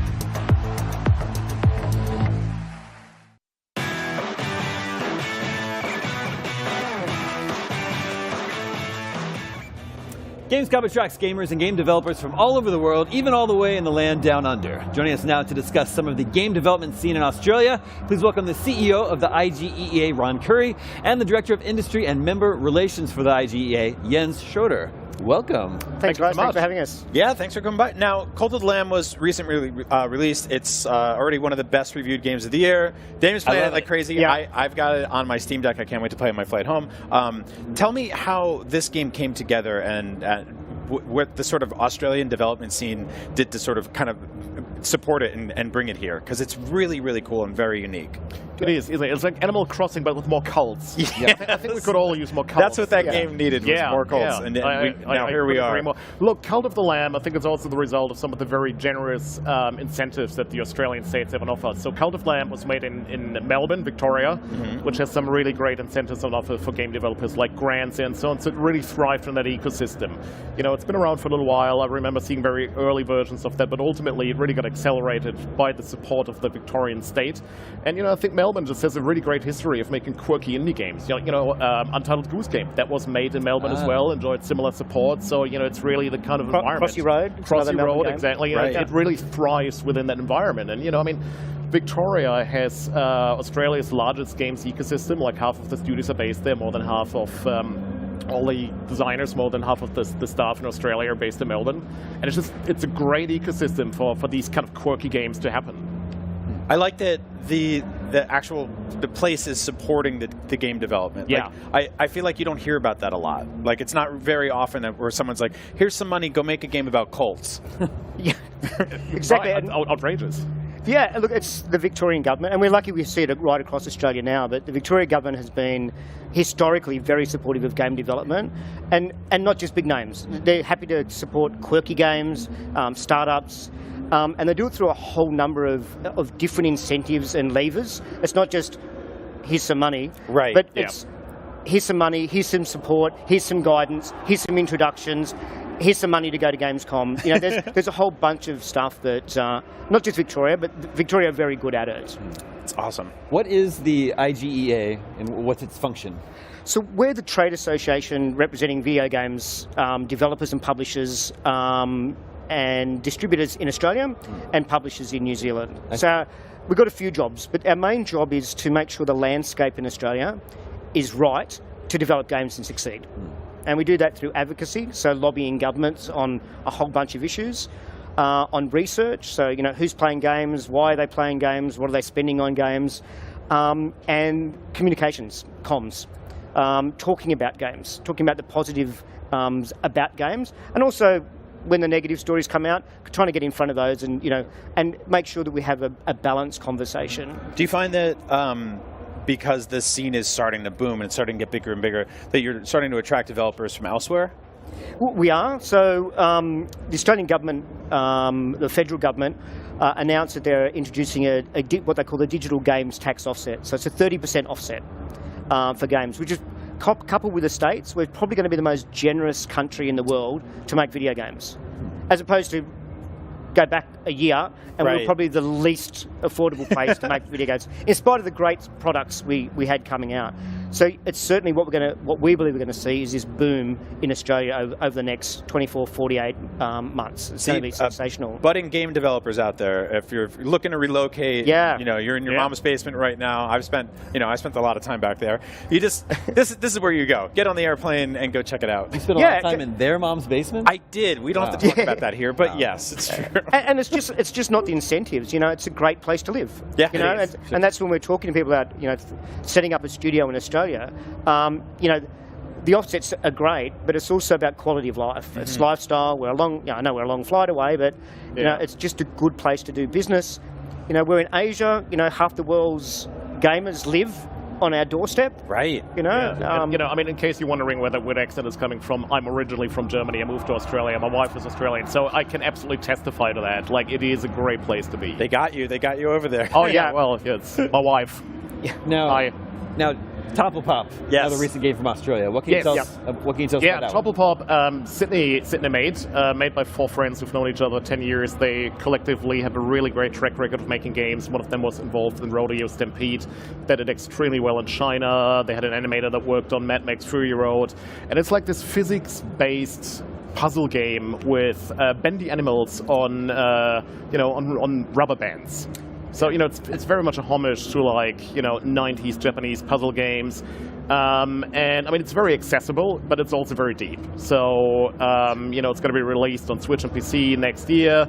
It lends itself even to esports. Like, it has just a breadth of qualities. And it's just, it's just another example, like a small quirky indie game coming out of Australia. One like a prize a bit somewhat in Kyoto, I believe, like some viewer's choice, something along those lines. So, keep an eye out on that one. Just like it's a perfect example of a small Australian-made indie game. Now, are these blocks in pain? they seem like they. Oh yeah, very much so. Yeah. I was going to say I hope they're not, but there's no way around it. I see a smile every now and then, but a lot of them are like, "Get me out of here!" Yeah, no, they're sadists. And they're on this beautiful tropical island too. But yeah, I really like the sort of the art direction here, and also just the difference in the themes on the levels. Yeah. Like we went from there was like a game show where blocks were watching the other blocks get tortured, and now here we're in a city. We went to the beach. I liked Kenneth, the furious chimpanzee that we briefly were introduced to for a second there. Yeah, there's just some great characters here. Yeah. And then there's Age of Darkness. Yes. It's a little bit of a different change of time. Slightly. Yeah, shifting gears. Yeah. What's Age of Darkness all about? So Age of Darkness is a dark fantasy RTS. It's made by PlaySide Studios, one of the largest studios in Australia. And, it's really a great embodiment of the AAA capabilities in Australia. It's been in early access since October last year. It uses proprietary technology. You get up to 70,000 enemies on the screen if you really wanted to, which is sort of, highlighting the sort of desperate mood that they want to convey. Yeah. And, if you see the trailer, there's one coming out on Friday, brand new. Keep an eye out on that. It'll really demonstrate that well. PlaySide has worked in a lot of mobile spaces, console, but this is really them venturing into AAA territory, and I think they've done a fantastic job. Yeah, it's been nominated for a Gamescom award as well, rightfully so. Really, really great game. Very centered on the heroes. I think the trailer that's coming out tomorrow is going to highlight one of the heroes' capabilities and how they bring light into the world of darkness. Ooh, this guy's awesome. Yeah. Big fan of Edwin, the wielder of the flame. Yeah, this is great. You said there were 70,000? So their proprietary technology would allow up to 70,000 enemies on screen. They really Yen's going to count. We're going to make sure. So just so we're telling you. right. We'll hold them accountable to that. So this follow up will Yeah, this looks extremely cool. And this is coming to which platforms? I'm sorry, it's out on early access. So early access on PC. Yeah. Can you envision it coming to other platforms as well, to console? So I think it's PC for now, and so the next step is going to add a campaign and multiplayer. So no firm timelines for that yet. It's ready when it's done. Gotcha. They really want a high polished product. So it's currently the survival mode. But yeah, that's going to be next. He's got some swagger to his walk there. He's kind of like, well, look at that. Yeah, look at that. Look at Australian swagger. Yeah. Okay, so here comes the tons and tons of enemies. Here comes immediately, when we first started talking, they were all kind of hanging out in the field in front of a house, and now things obviously got immediately very intense. And bloody, too, which is always fun. Oh, yeah. So what's happening here with the sort of like is this the kind of level select screen, or like how does the kind of overworld fit? Yeah, I mean just sort of moving from world to world and bring lightness. That's not a word. Light. The lightness. It's the light. It's my second language. So Hey, you know what? This is the world of video games. You're allowed to make up words and worlds and characters and enemies. Yeah. That could be your new buzzword, bringing lightness. Yeah, I hope I don't become a meme. Well, Jens, Ron, thank you so much for joining us to chat about Australian games and the Australian game development community. No worries. Thanks for having us. Yeah, thanks for coming by. All right, we have plenty more games to check out right here on IGN Live at Gamescom 2022.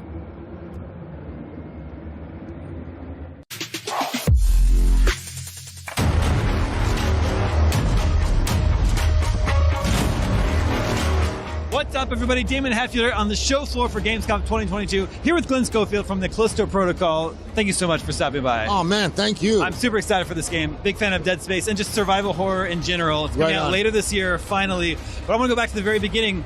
How did the idea for this game even come about after Dead Space? You went on and founded Sledgehammer, and you were in the world of Call of Duty for several years. Right. What made you want to return to sci-fi survival horror? It's just a passion of mine, sci-fi and horror, and it's been like 14 years since Dead Space, so I was like, I got to get back to it. What was like the original idea for the Callisto Protocol?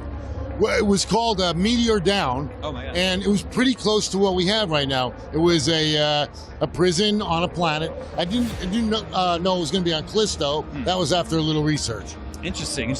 Setting is really important in survival horror games. Yep. The mansion in Resident Evil, the police station in Resident Evil 2. So how did you land on a prison colony out in space? And I asked that acknowledging that both space and prison is probably scary to a lot of people. It's exactly what I said, was like, what's scarier than a prison? Who wants to go there, right? And then put it on a lonely moon or something, and you can't escape. It seems pretty isolated, which is a big thing in survival horror. Sure, of course. Now here at Gamescom, you're talking about mutations. Yes. In this game, you got lots of scary monsters attacking you. Of course, you can shoot their limbs off, but it's not just simple as doing that and putting them down, right? You have to worry about this virus inside of them mutating them. Yes, you do. And they will come back to life even stronger and faster and just meaner. So, you got to be careful and make sure they're dead. Is it a dynamic thing? Like you don't know exactly what's going to happen each time? Is the game sort of... Yeah, I mean, you don't know which ones are going to do that. So if you get a guy on the ground, you should stomp him. Okay. You should kill him. That's a pro tip right there. Yes, it is. Let's talk about the weapons just for a moment, though. I know you have a lot of weapons, both ranged and melee weapons.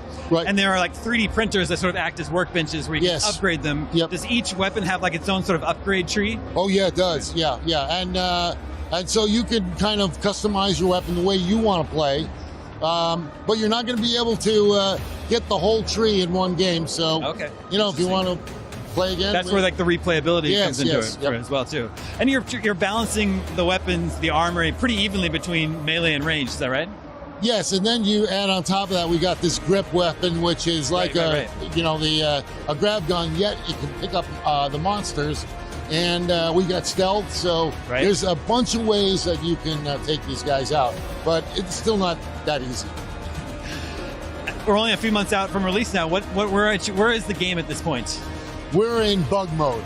We're fixing bugs, and we're making little tweaks, and we're balancing the game right now.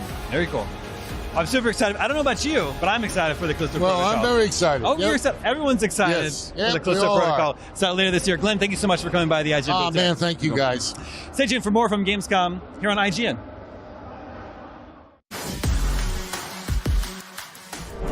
Remember, recruit, you're part of the Triple O now, under the wings of the mightiest fleet the galaxy has ever seen. But here, within the Twin Planet system, you're on your own.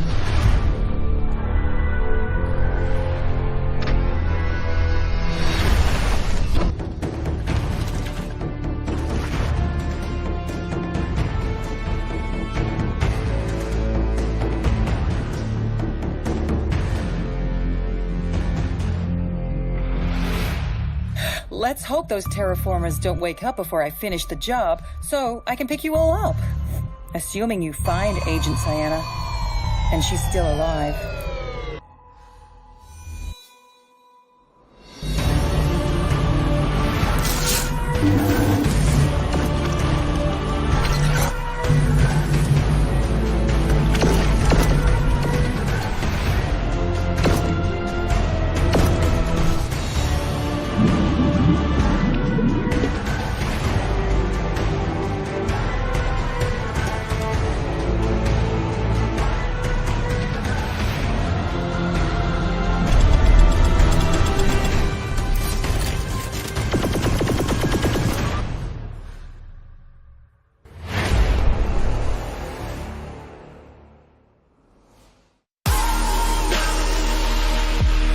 Gamescom 2022 is presented by Saints Row.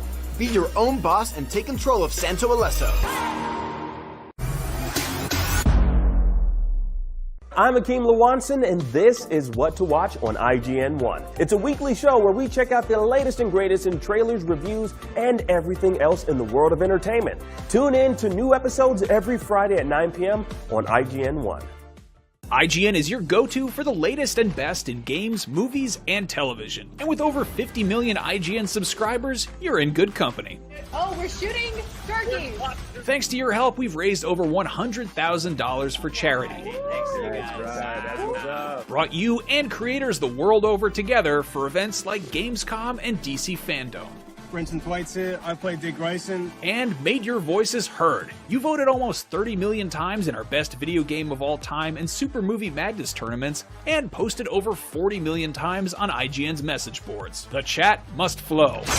Catch our unending stream of up-to-date news and so much more over at IGN.com or subscribe to IGN on YouTube. And check out IGN Games and IGN Movies and TV for deep dives into your preferred pop culture. Plus, IGN guides to get help on veritably any game from our team of experts. No matter where you are, IGN.com, YouTube, Twitter, Facebook, or Instagram, IGN has you covered. Hey you! Yes, you! Do you have fun? Fear of missing Gamescom? Relax. Gamescom is everywhere you want.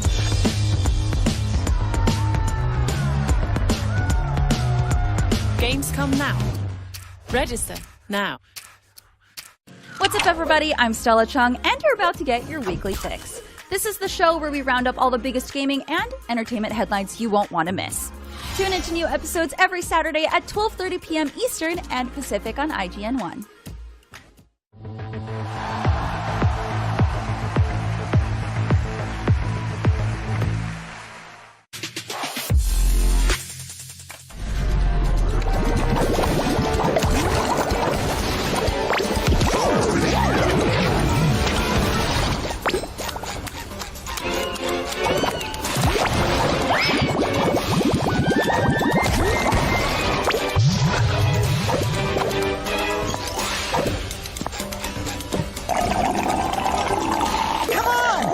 Bring all this sap back to that guy who looks kind of familiar.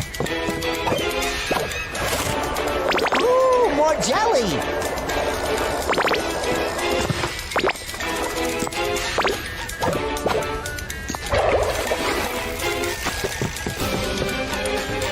You got a knack for reaching them cacti.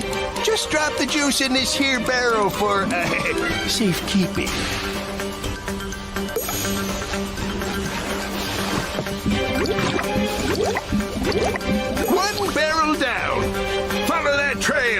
little saps.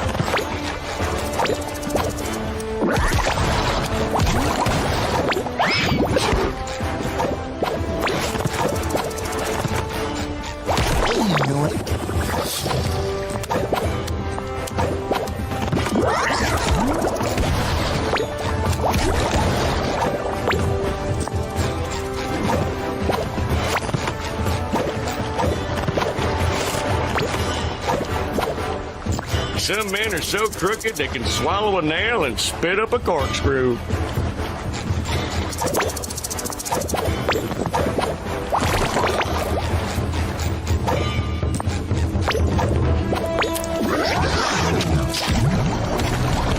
Ooh, more jelly!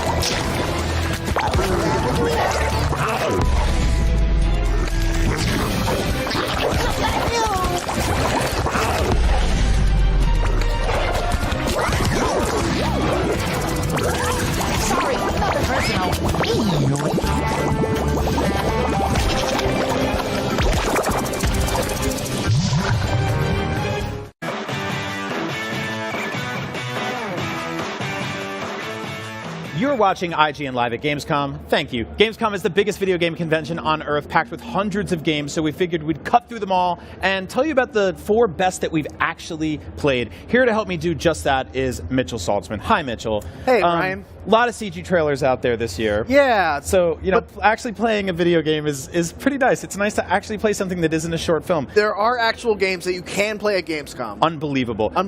So we thought we'd rank them, I guess, the best of the best of the worst, starting with the worst of the best. The worst of the best. Our least favorites of the favorites exactly. so far. Starting with AEW Fight Forever, right? Yeah. So you got to play this game. I did. So the thing about Fight Forever is that it is what it's trying to be. This is a game that is trying to emulate that N64 era of wrestling game, which a lot of people think is like the golden era of wrestling. Yeah, it's by far the best. Yeah. I agree. And it succeeds at that. It has very much the same mechanics. It has the same, the same UI. There's like that momentum meter at the bottom right that kind of rapidly beats when you're close to special, and it's like a dying heartbeat when you're about to die.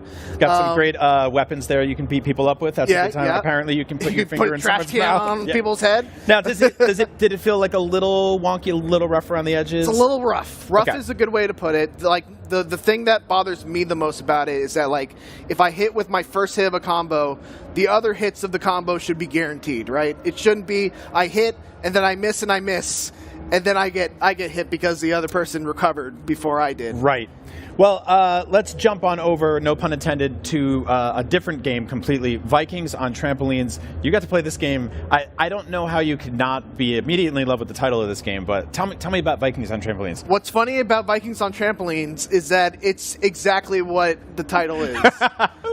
It is a game where you play as Vikings and you bounce on trampolines, and that's kind of the extent of it. And it's multiplayer based, It's multiplayer. So it's a really cool story behind this game. It's been in development for about 20 years, actually. What? It was a prototype by the developer at D-Pad Studios, who made a game because he wanted to play a game with his sister and didn't want her to just quit out when she started losing. Right. And so this is a game that can be played entirely with just the control stick. You play it with one hand. There's no button inputs. Oh, interesting. All you literally do is you bounce on the trampoline. You hold up to do a little flutter jump and get a little momentum to get you in the air. You hold down to go down faster. Yep. And then you move left and right. And I really can't wait to play more of this game. And if you think it looks really beautiful, it's from the developers of Owlboy, who are just they just make really, really pretty games. Let's move on to Wanted Dead, because I feel like I don't know anything about this game, but you got to play it. Yeah, so this was a game I was coming into this, and I kid you not, I was kind of dreading the appointment because, look, this is a game from the developers, some of the developers of Ninja Gaiden. Ninja Gaiden is one of my favorite games of all time, and, it kind of hurts because, you have games like Devil's Third, you have games like Ninja Gaiden, what's that zombie Ninja Gaiden game? Right. In any case, there's baggage that comes from the developers of Ninja Gaiden. But I was actually pleasantly surprised. It's got really fast-paced action. It's difficult. There's this really cool move. I think you'll see it right here. Yes. Where you can shoot everyone, and then you can dash to everyone that you stunned with a quick execution. Dude, I'm completely into this game. Look at all that blood. This is awesome. Look at all the blood. And the blood splashes on you, and it persists. The execution animations, there's a ridiculous number of execution animations, to the point where I felt like, even though I played the game for 30 minutes, I never saw a repeated execution. It feels a little No More Heroes-ish, but with a much kind of bigger layer of polish here. Yeah. I'm very excited for this one, and I didn't know anything about it 90 seconds ago, so thank you. One more game I want to talk about with you that I really, really can't wait to play is Lies of P, which is basically Pinocchio meets Bloodborne. There's a lot of Soulsborne games out there. This one is specifically aping Bloodborne, my favorite of the bunch. Well, maybe until Elden Ring. Tell me about this game. You played it. How's it feel? Yeah. So what's funny is that I think it nails the Bloodborne aesthetic more than anything else I've ever seen, other than Bloodborne. It's overturned carriages in the streets. And yeah, like that. It looks like Yharnam. You look at that and you can be like, okay, this is another part of Yharnam that we never visited in Bloodborne. With a little more steampunk, right? A little more steampunk. But I think what's interesting about it is that it doesn't really play super like Bloodborne. Interesting. Because when I think of Bloodborne is a game where it's attack. You gotta, if you get hit, you gotta get your health back.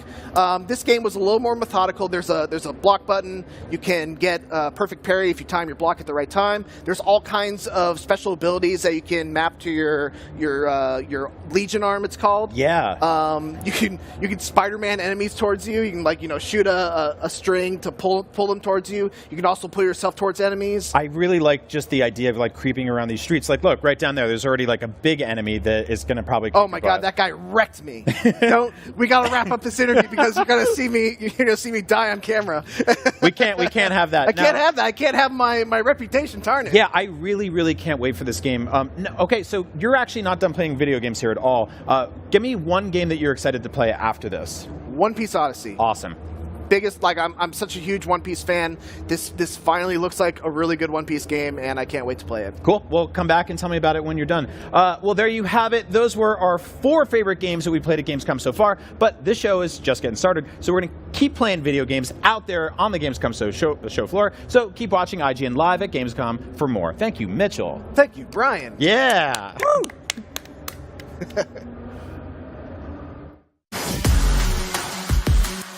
Okay, so Gamescom, there are obvious things that you should do, right? Like, there's stuff all over the banners that say, hey, come check this out. But Gamescom is huge, and there's so much to see. So we're going to point out some of the 5 things that I think you should go and look at. And our first thing is going to be in Hall 9 right there. Sega! So in every hall, there's some form of these French fry stands, and they are amazing. I mean, the line kind of speaks for itself, but yeah, if you want a quick snack, definitely get one of these. Again, they're in pretty much every hall, so if it's too busy, definitely go to the next one. All right, so I heard there are 2 cool things in Hall 10 to go to, so we're gonna go there and check them out right now. First of all, you've heard of some cool gaming chairs like, you know, DX Racer chairs, but look at this. This is going to be the next big thing, I swear to God. The world's first gaming massage chair. So, are you tired of carrying your teammates on your back? Well, now you can get your back massaged as you carry your teammates in any game you play. It's actually pretty cool. Let me get my hair out of the way. Oh, this is nice. There's 3 automated programs. Okay. But if you don't want the automation, you can actually manually adjust it yourself. Oh, that was actually really nice. Okay, listen, I kind of thought this was going to be like a funny booth to visit, but honestly, those gaming chairs, they're really comfy, and I always need a massage, especially after Gamescom. So, like, if you want to take a break and test out some really fun chairs, definitely come here. Come join us. Okay, so this is the LEGO Family and Friends area, and there is so much you can do here. There's a cute little photo booth. There's definitely the LEGO building area that you can like lounge in, play games on. Then, of course, there's all of these nice little kiosks where you can play Xbox games, Just Dance, which a bunch of people are actually playing over there. You know, I used to play Just Dance religiously, but I actually haven't played too much on the Switch, so I don't know. They might actually kick my butt on that. LEGO Brawls? There you go, if you're into fighting games. Oh, and Peach! Okay, wait, that's and Toad! Okay, so you can look at like all the different builds and stuff, and you can even play with them here, which is so cool. Yeah, look at this over here. All right, we are here at the Red Bull Gaming Ground, and as you can see, Red Bull is very abundant here. You can get it chilled. Looks like you can get it with fruit. That's kind of awesome. And then over here, you've got the actual gaming ground where you can play Fortnite Battle Royale. And yeah, lots of PCs set up there. And you can actually see they're having a live match here of Smash. That's actually awesome. So you can play here. They've got commentators going. Oh, there's more screens over there. So this is a whole outside area that you can just lounge in, get a Red Bull, maybe participate in some competitive games. Yeah, you got it all. All right, last but not least, we have this parkour tour where it's an obstacle course and it wraps around the whole station. And if you think you've got what it takes, you can definitely sign up. You have to sign a waiver though, which is why I'm not running it because my producer said it's too dangerous or something. Apparently. But yeah, if you want to test your strength, there it is. All right, I have to go back to the IGN booth, but definitely check out those 5 things while you're here. I think it's super fun. And oh yeah, with Gamescom, we're going to be here all week, so make sure to stay tuned to IGN to follow all your updated news. Get out of here.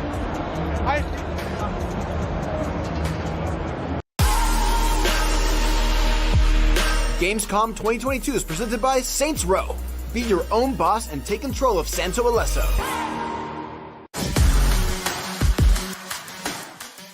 Tune into IGN 1 for the latest news on your favorite releases, gameplay exclusives, and all the entertainment you can handle. And maybe even some you can't. Cinefix on IGN 1, your friendly Friday night home for film fanaticism. You're watching The Weekly Fix, ready to fill you in on anything you may have missed in the world of gaming and entertainment.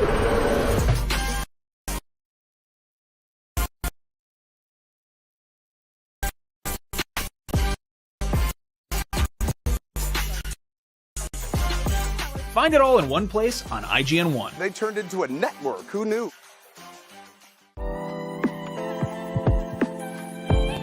IGN is one library covering creative access guides for what you're playing, and rate and rank the games you love to share with the world. Available free with your IGN account.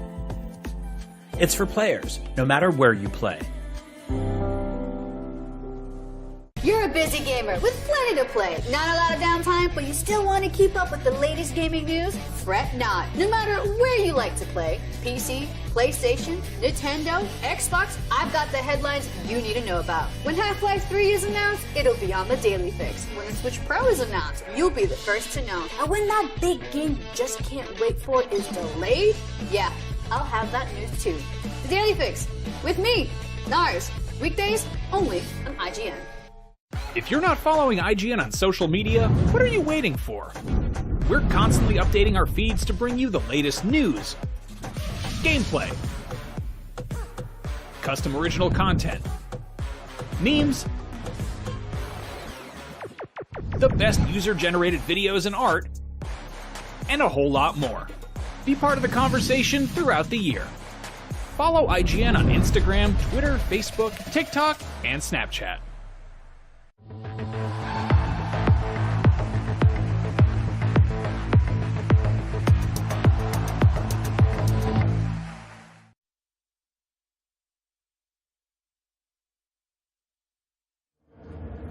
You're watching IGN Live at Gamescom. A new Street Fighter game is always something to get excited about, and we're all dying to know more about Street Fighter 6.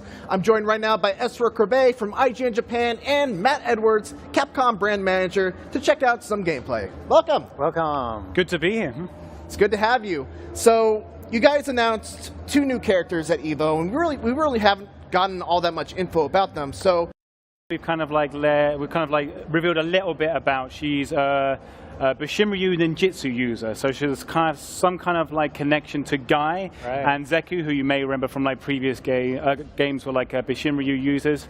So in the trailer, she saw that she was kind of like into her old school hip hop and kind of like graffiti art. So she's bringing that kind of like style into Bishinryu this time. So we've only shown a little bit of details so far, but we're hoping to reveal more about that in the not too distant future. Whereas Juri, like everyone's been a Juri fan since like Street Fighter 4. We've shown a little bit of kind of like the new kind of like gameplay features she's got, but the big thing I'm excited about is that she now has a proper motorbike. She had a trike in Street Fighter 5, but now she has a proper motorbike, as you may have known from the Akira slide. The Akira slide, oh my god, the Akira slide was so good. I would love to ask you more about the fundamentals and mechanics of Street Fighter 6, but we actually have a build right here, so let's jump into it and go into a match. And 100%, yeah, let's do it. If you can just like walk us through the new features, that would be great. Okay. Well, I'll be having the advantage that he'll be having to talk while he's playing. I'm going to do my best. I'm going to do my best, Ezra, and I've been given a dual sense as well. I'm an arcade stick player, so I'm keep asking those questions. I've been handicapped. I'll do my best. So you can choose from either a classic or a modern control type, right? Yeah, so classic is the Hadoken kind of like half circle motions, and then for the charged characters you would be holding back and forwards, whereas the modern control scheme is more just single directional inputs and pressing a button. Yeah. Give him a look. Give him a look. Press the button. Yeah, there you go. There you go. Well, right? But yeah, one of the main kind of like core mechanic we've introduced for Street Fighter 6 is the drive system. So at the top of the screen, you can see there the green bar there. That is your drive gauge. So you hold down both mediums and you can parry stuff that comes towards you. And then if you hold both heavies, you've also got the drive impact. That is an armored move that can like 3 hits of armor on it. And yeah, you get all kinds of follow-ups. And if you do it at the edge of the screen, oh, sorry. Okay, if you dip it at the edge of the screen, you can get a follow-up afterwards, like a DP or something like that, like a scaled combo. We also have the new drive rush system. So if I hold down the parry stance like this, I can dash out of it by pressing a dash, and that gives like different kind of like combo opportunities. And you can do that out of a parry stance, and you can do that out of certain moves, right? Yes. And there's a different cost for it. I'm very low on drive gauge at the moment because I've just shown you a lot of stuff that you can do with it. But if I was to do a normal and then cancel it into... And then if I do it again, though, do it. I now go into burnout state. So this is very kind of like, you have to be very careful with meter management in this game. Yeah, so now I can't do any of the 5 new drive mechanics, and I will take damage badly. And you also take chip damage in this stage as well, right? Yeah, so chip damage as well. So if I block attacks now, you can see my health is kind of like going down. And then there's also, this gauge now is responsible for something we call the overdrive, which is the old EX specials from previous games. So if you do your fireball with 2 punches rather than 1, you will do the EX version, which is now called an overdrive. So one thing that I noticed when I played this back at Summer Game Fest is that, usually like a bread and butter Ryu combo would be to go like, low, medium kick into a Hadouken into a super. But now it kind of seems like you have to go from low, medium kick into EX Hadouken into a super. Is that true? So level 1 supers you can only cancel from like special cancelable normals, basically. And level 2s you can cancel from certain EXs as well. And then level 3s you can cancel from a lot of different things. So that includes like regular specials as well. So there are limitations depending on how much bar you want to spend. Interesting. And then, did we go over V reversals also? Or, sorry, not V reversals. They are called drive reversals. Right. I can remember how to do it. I think it's like forward and 2 kicks. I've got to remember how to do it. So you've got to attack me. Yep. I've got to remember what to do. Okay, no. Try like a heavier attack, maybe. Okay, that is not a drive reversal, but I'll check the command list quickly. What is it?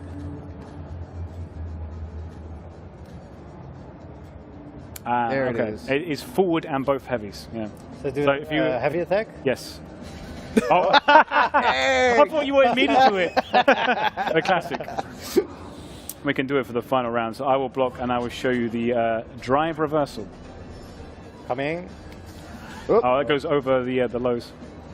Yeah, there we go. All right. Okay. And that doesn't do a super huge amount of damage, but it's used kind of as a get off me kind of button. Nice. All right. I think we've gone over the mechanics. Matt, if you want to just beat me up, take him out. What do you like about Jamie? Because you told us off camera that Jamie was kind of your main It's his drink. So like he's got this new system where he can drink, and he'll get more moves each time you drink. And that goes to what, four levels? So yeah, right now you're at 3. The final one, if I can do it without getting hit. Oh, now he is in a... Dangerous. Oh, dear. Oh, it's getting dicey. Oh, nice. Ooh. Very tense. There it is. Esther got so close. close. Range. That was very close. Very close. Down to the wire. I played a good, pro wrestling kind of match. Yeah, you did. Yeah. Yeah. Well orchestrated. All right. You give it a go. I'm gonna give it a shot. You went to Evo, right? Didn't you? Yeah. So I didn't go for Street Fighter 5, but I did go for Guilty Gear Strive. I went 3 and 2 in pools, which that's too impressive. Yeah. May not be You won more than you lost. Yeah, I did win more than I lost. That's true. But yeah, it was. If anyone out there is thinking about, I'm not good enough to go to something like Evo, just do it. Like, you'll have so much fun. It's an just experience, such a blast. for sure. It's an unbelievable experience, and you get to see kind of where you're at in fighting games. It's awesome. It's a celebration of fighting game culture across the board, 100%. All right, Ezra, you're gonna have to carry the conversation here because I'm in try hard. We're gonna get a hot match here right now, right? So Jamie, it's like it reminds me of Virtua Fighter. You have this character called Shun, but it's kind of like interesting how Street Fighter 6 mixes these traditional martial arts with like modern pop culture. I think Kimberly is also a good example of that. So you have these young people, and they have these people they respect, like Guy for Kimberly. It's kind of like Yu is getting older himself too. So story-wise, there's interesting stuff going on here as well. And while we're talking here. Jamie is in trouble. Doing well. For those that don't know, I am Ryu right now, and Matt is playing as Jamie. I was feeling confident. Oh no! You shouldn't talk. You shouldn't talk. You should not do the wake up shorty right there. Oh, nice. Good tech, though. Throw escape. Yeah. So this is again quite the pro-res match. Oh, nice one. And he's drinking, and now you have 3, so just one more. Oh no! That's it. Oh, nice finish. That's the dry thing. Good. Armor on the I was move. feeling really good at the beginning. All right. Let's Do see you play if on pad normally, or? Yeah, I play Okay, on pad okay. normally. Yeah. And you? No, I'm an arcade stick guy. So you even have a disadvantage. I'm and you part still of a win? dying breed. I'm trying to learn hitbox at the moment, but I'm very much part of a dying breed. Nice. Oh, it's nice. really interesting because even for like more casual players, you know, this derived system is like a more simple version of, you know, like rock paper I am scissors, going to right? counter that. I swear to God. Come on, Mitchell. So I What want was to your drink. Evo He's not experience? letting me drink. Oh, he's drinking. He's drinking. It's a chance for the opponent to think when he's drinking, obviously, right? Yes. Ah.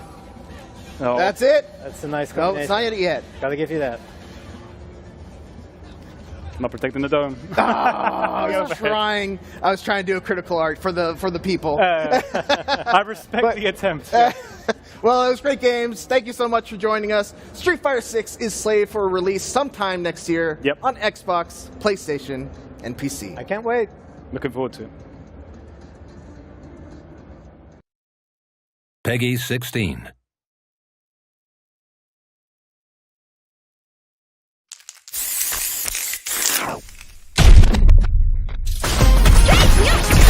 You call, I answer.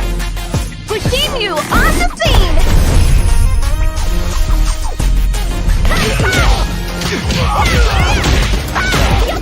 Man, come on, I'm ready to go. Calculated.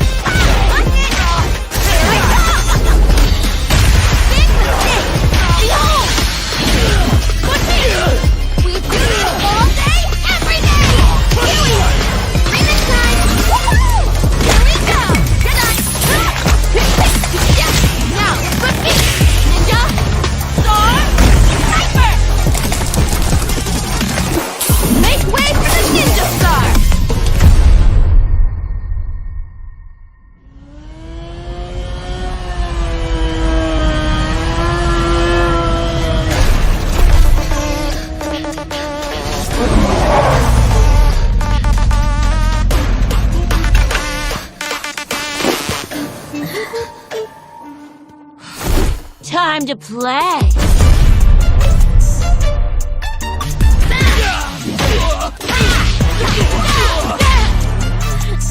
You gonna keep me waiting, babe?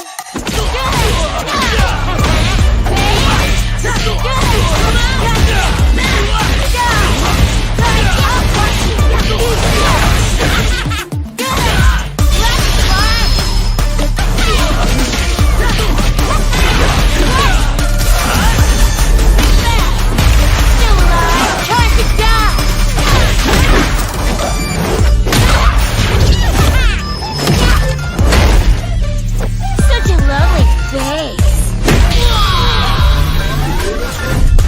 Stop, kid. You're killing me here.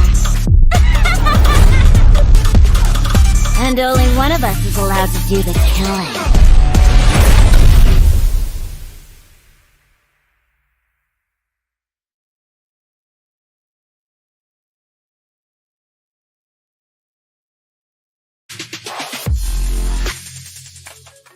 What's up, everybody? Damon Hatfield here with Brian Altano on the show floor at Gamescom with some breaking news.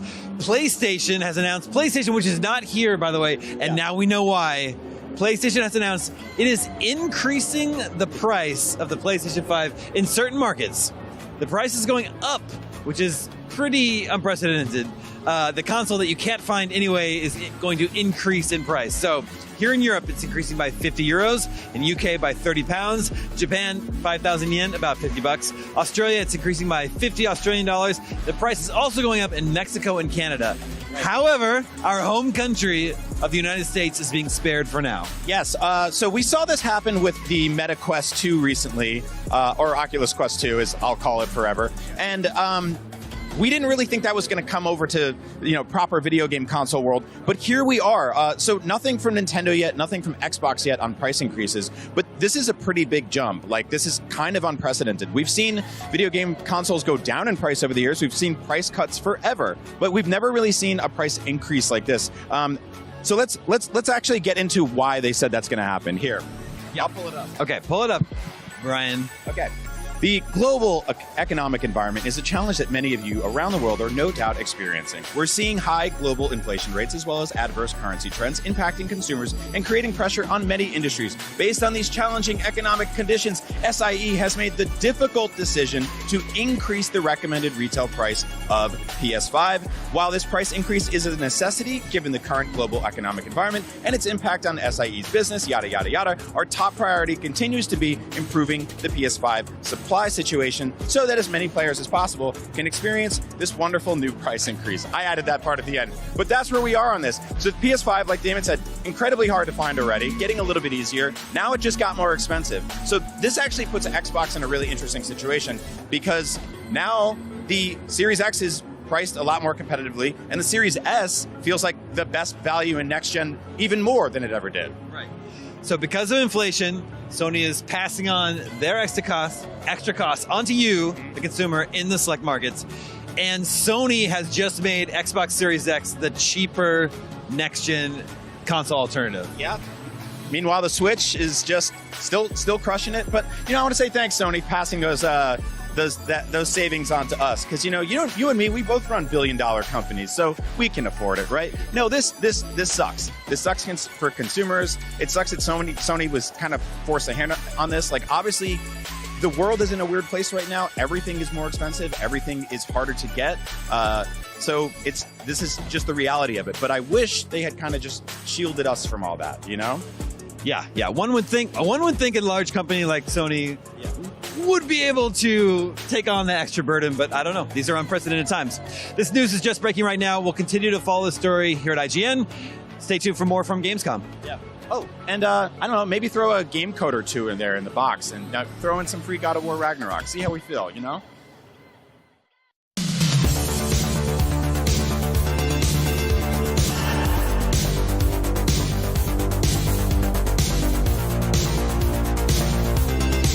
What's up, everyone? Mitchell Saltzman here at Gamescom 2022, and I just saw Wanted Dead. It's a game from the developers, or some of the developers, of Ninja Gaiden, a game that I hold with the highest of regards. It's one of my favorite games of all time, but, I was coming into this with a little bit of trepidation. The trailer didn't look super great, but I was actually kind of blown away. This game was super fun. It's a fast-paced action game, just like Ninja Gaiden. It's super, super gory. The action is really, really fun, and it does a good job of blending over-the-shoulder range combat with the traditional melee combat that you'd expect from a game from some of the developers of Ninja Gaiden. They have this really cool thing where you can swap between sword attacks, and then you can do a gunshot with your pistol and then continue on to another sword attack combo. There's a really awesome super move that you can do where you just, go into that stance and then you just stun everyone, and then you just go from person to person, executing each of them. The executions in this game are utterly unbelievable. There's so many. I feel like I played it for like 30 minutes and I didn't see a single repeated execution. And then the other thing to note is that there are mini games. It's obviously heavily inspired by the Yakuza series. There's a karaoke mini game, and apropos of Gamescom, one of the songs that you sing is 99 Red Balloons.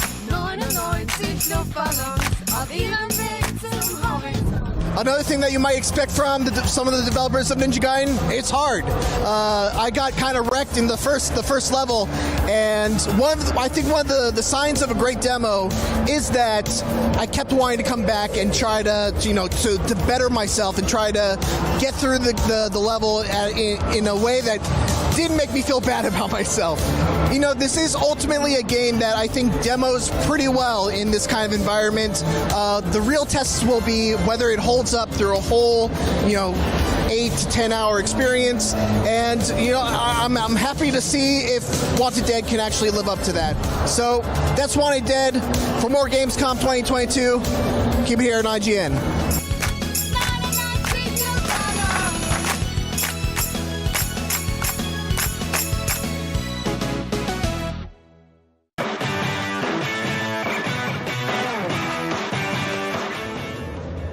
This is IGN Live at Gamescom 2022, and we're winding things down for today, but we have tons more plans. We sure do. Tomorrow, we're going hands-on with One Piece Odyssey and then getting weird with High on Life, that first-person shooter where aliens abduct humans to turn them into recreational drugs, and your guns talk to you. Why not? You can expect to see some equally bizarre games on the Gamescom Awesome Indies show, which is happening later on tomorrow. And we have 2 more days of the show after that, with the Gamescom Award show on Saturday and then the cosplay contest on Sunday. That is right. But now it's time for us to retire to our bedchambers, draw the curtains, pull up the covers, and embark on adventures in dreamland. But not without a nice cup of warm milk, the way we like it. You boys do get awfully tuckered out at these shows. Anyway, thanks for watching. We'll see you tomorrow. Good night. Milk.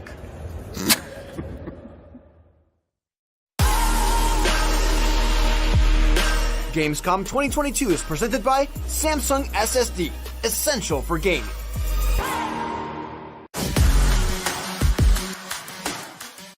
Hey, you.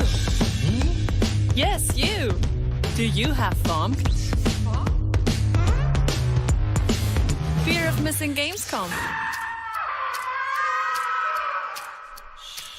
Relax.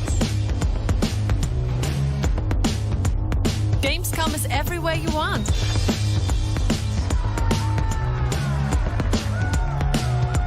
Gamescom now. Register now.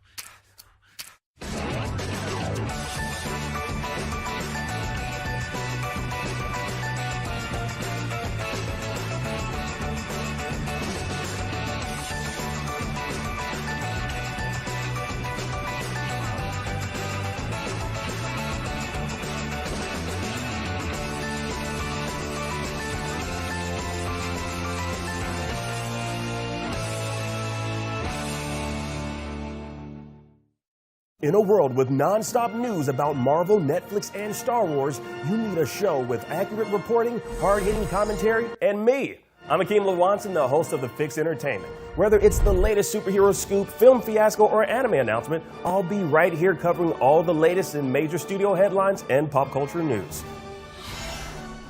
Make sure to catch The Fix Entertainment wherever you watch IGN.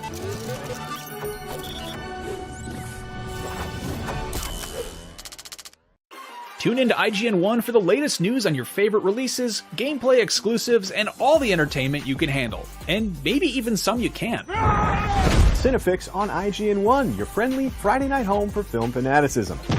You're watching The Weekly Fix, ready to fill you in on anything you may have missed in the world of gaming and entertainment.